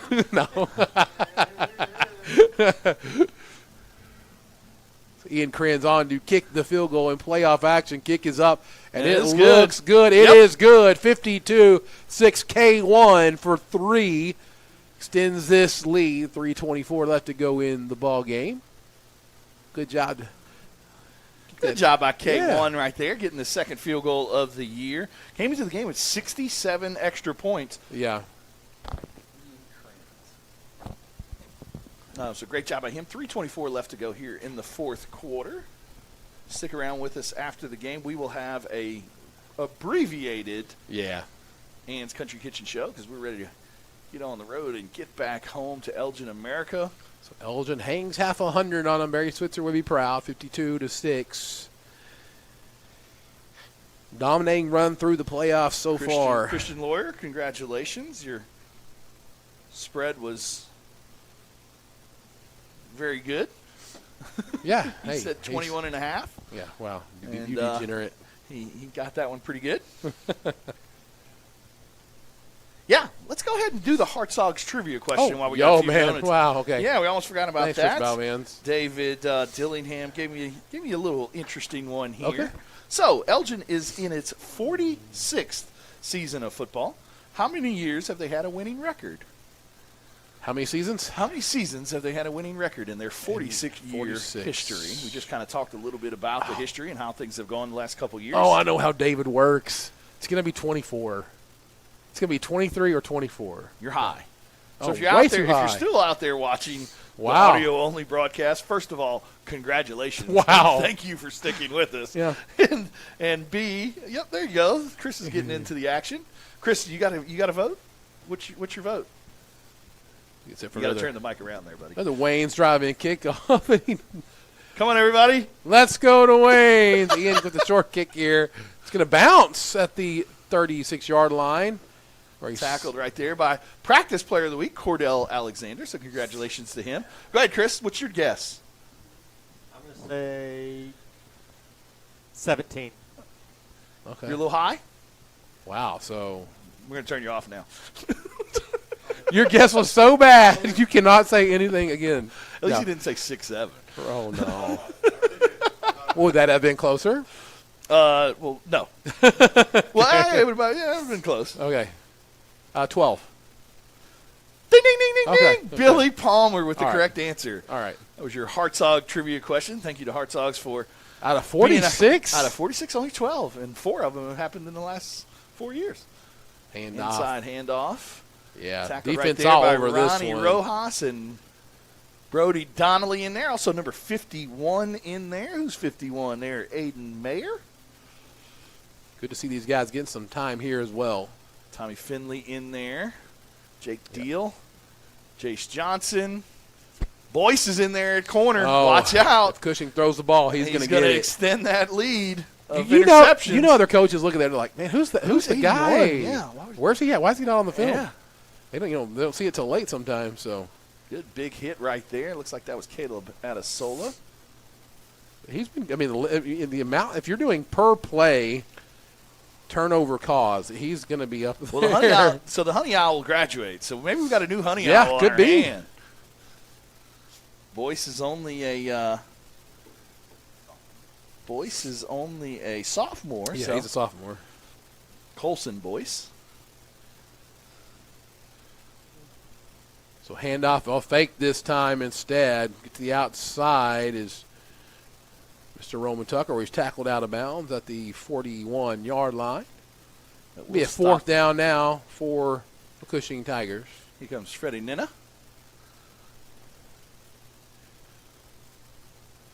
A lot of these players that are playing, they don't play till late. They would play at a lot of places. Elgin's just so deep, man. Well, and we talk about it all the time with Tiny Yeah. more than anybody. I mean, Tiny would be a starting running back probably than anybody in the state. I think we'll be next year. year.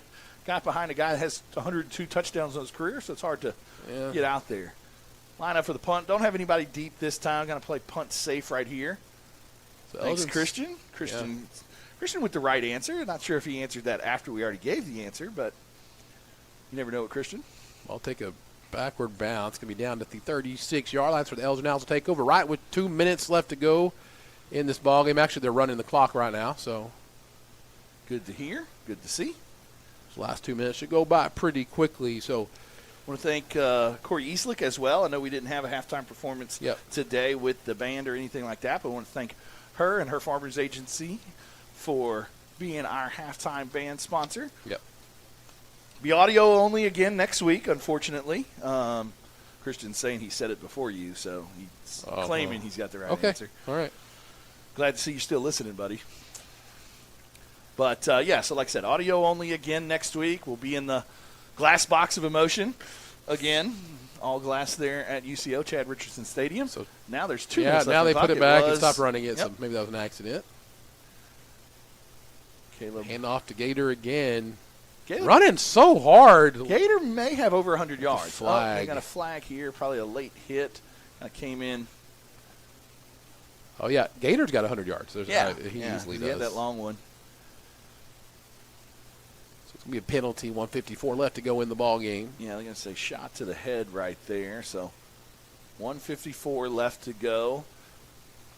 Gosh, Billy, this is going to be tough to get the offensive player of the game. A lot of good nominees there. Defense player of the game. Yeah. That one's going to be tough. Yeah, we'll figure it out. We always do. Yeah. You can give it to a lot of people. Targeting. Maybe targeting on Cushing. Obviously, Caden had a phenomenal game. Absolutely. One touchdown to Keegan there, but came in the first half 5 for 5. Best formation in football right here. Oh, yeah. Victory! And he's going to There you sit go. on that one. Just Just got a couple we got more times. one or two more.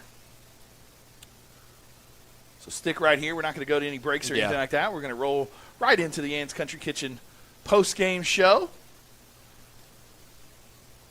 1:30 and ticking. Owls 52-6 over the Cushing Tigers. And looks like trying to get updated score on Broken Bow Tuttle, but I haven't really seen an update on it lately. It still says 42-20. If you guys are watching and send us a text message, that'd be all right.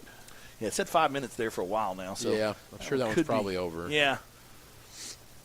So if that score does hold, it we'll will have be our rematch. the rematch that everyone has been looking forward to. That's the one I wanted. So all year, yeah. I know that Chris Evans and yeah, Ronnie and Phil are going to be very happy about that. They one. absolutely They have are, been yeah. asking for that one all year, and they will get it.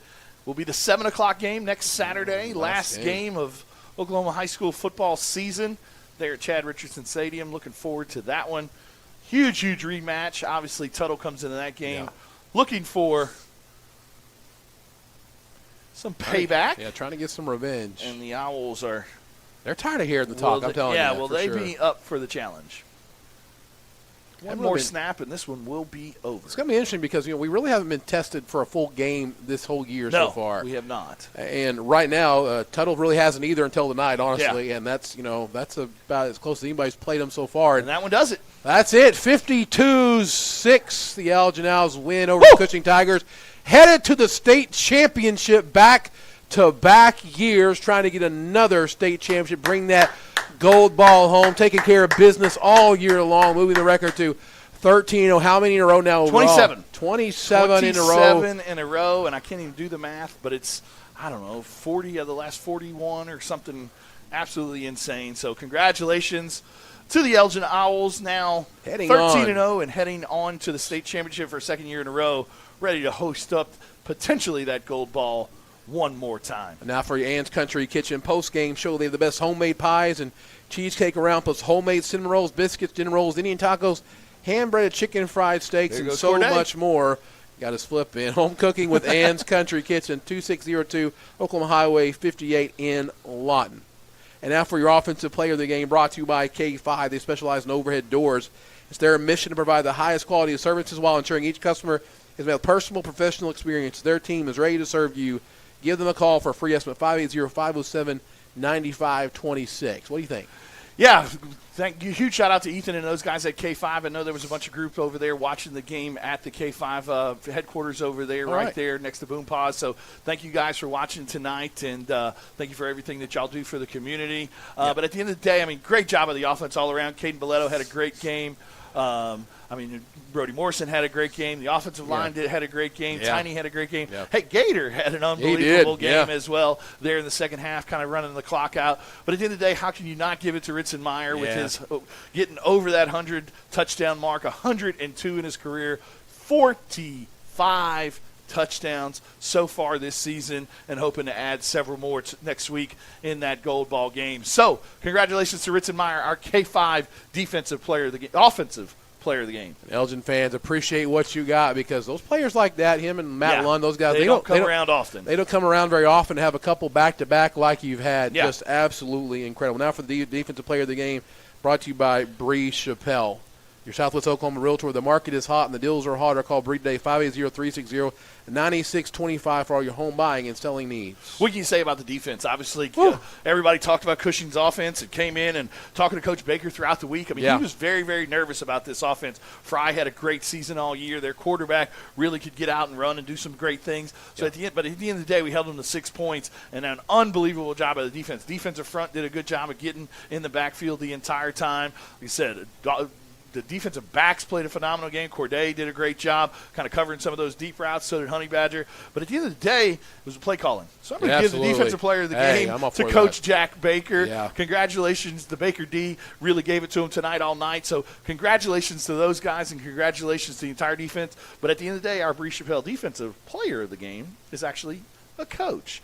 Jack Baker. Congratulations, Coach. And congratulations to the entire Owls for another trip to Edmond, UCO, and at Chad Richardson Stadium. Looks like now Tuttle is in control, 49-28. So we got that rematch that we're looking forward to. That's going to be a big one. Another battle, another Tiger battle again. So we've got a big one there against Tuttle. They can throw the ball around the ball field a lot, but at the end of the day, can they stop our running attack? And if Coach Castro can dial up the plays and kind of mix up the run and pass like he did there in the first half, I think we've got a very good chance. But it's going to be a tough game, just like it was last year, 29-22. Like I said, got to really make sure that we we take care of the football and really got to make sure that we keep all those receivers in front of us because, like I said, they can throw it around the ballpark, but they also can run it pretty good too. They've got a good running back who's back again this year. The quarterback's back again. Cruz Campbell is back there at quarterback for those guys, and that running back does a good job as well. So going to be a tough one, but at the end of the day, you're playing for the gold ball 2 years in a row. Couldn't ask for anything more out of this Elgin Owl football team. So Owls win, moving on to the state championship to take on the Tuttle Tigers next Saturday at 7 o'clock from Chad Richardson Stadium in UCO at Central Oklahoma. Again, we'll have that for you here, audio only, 6:30 pregame, 7 p.m. kickoff. If you can make it out there, I know Elgin fans, you'll be there. If you can't make it, though, we'll be right here for you to be able to listen to. For also maybe Coach's show we'll talk about. Yeah. That might happen. There is a possible press conference for the players in the – We'll definitely have a coach show. Just not sure if it's going to be Tuesday or Wednesday yet, but we'll let you know. Thank you to Miguel and everybody up at Rio Miko. We will be back there, so join us if you can. If not, tune in and watch all the exciting action there from the Coach's show. Looking forward to that one. Going to have some big guests and going to have some big things as we talk state championship edition. So much fun. For Chris Balvans, Vincent Taylor, I'm Billy Palmer. Have a great weekend, everybody. As always, go Owls!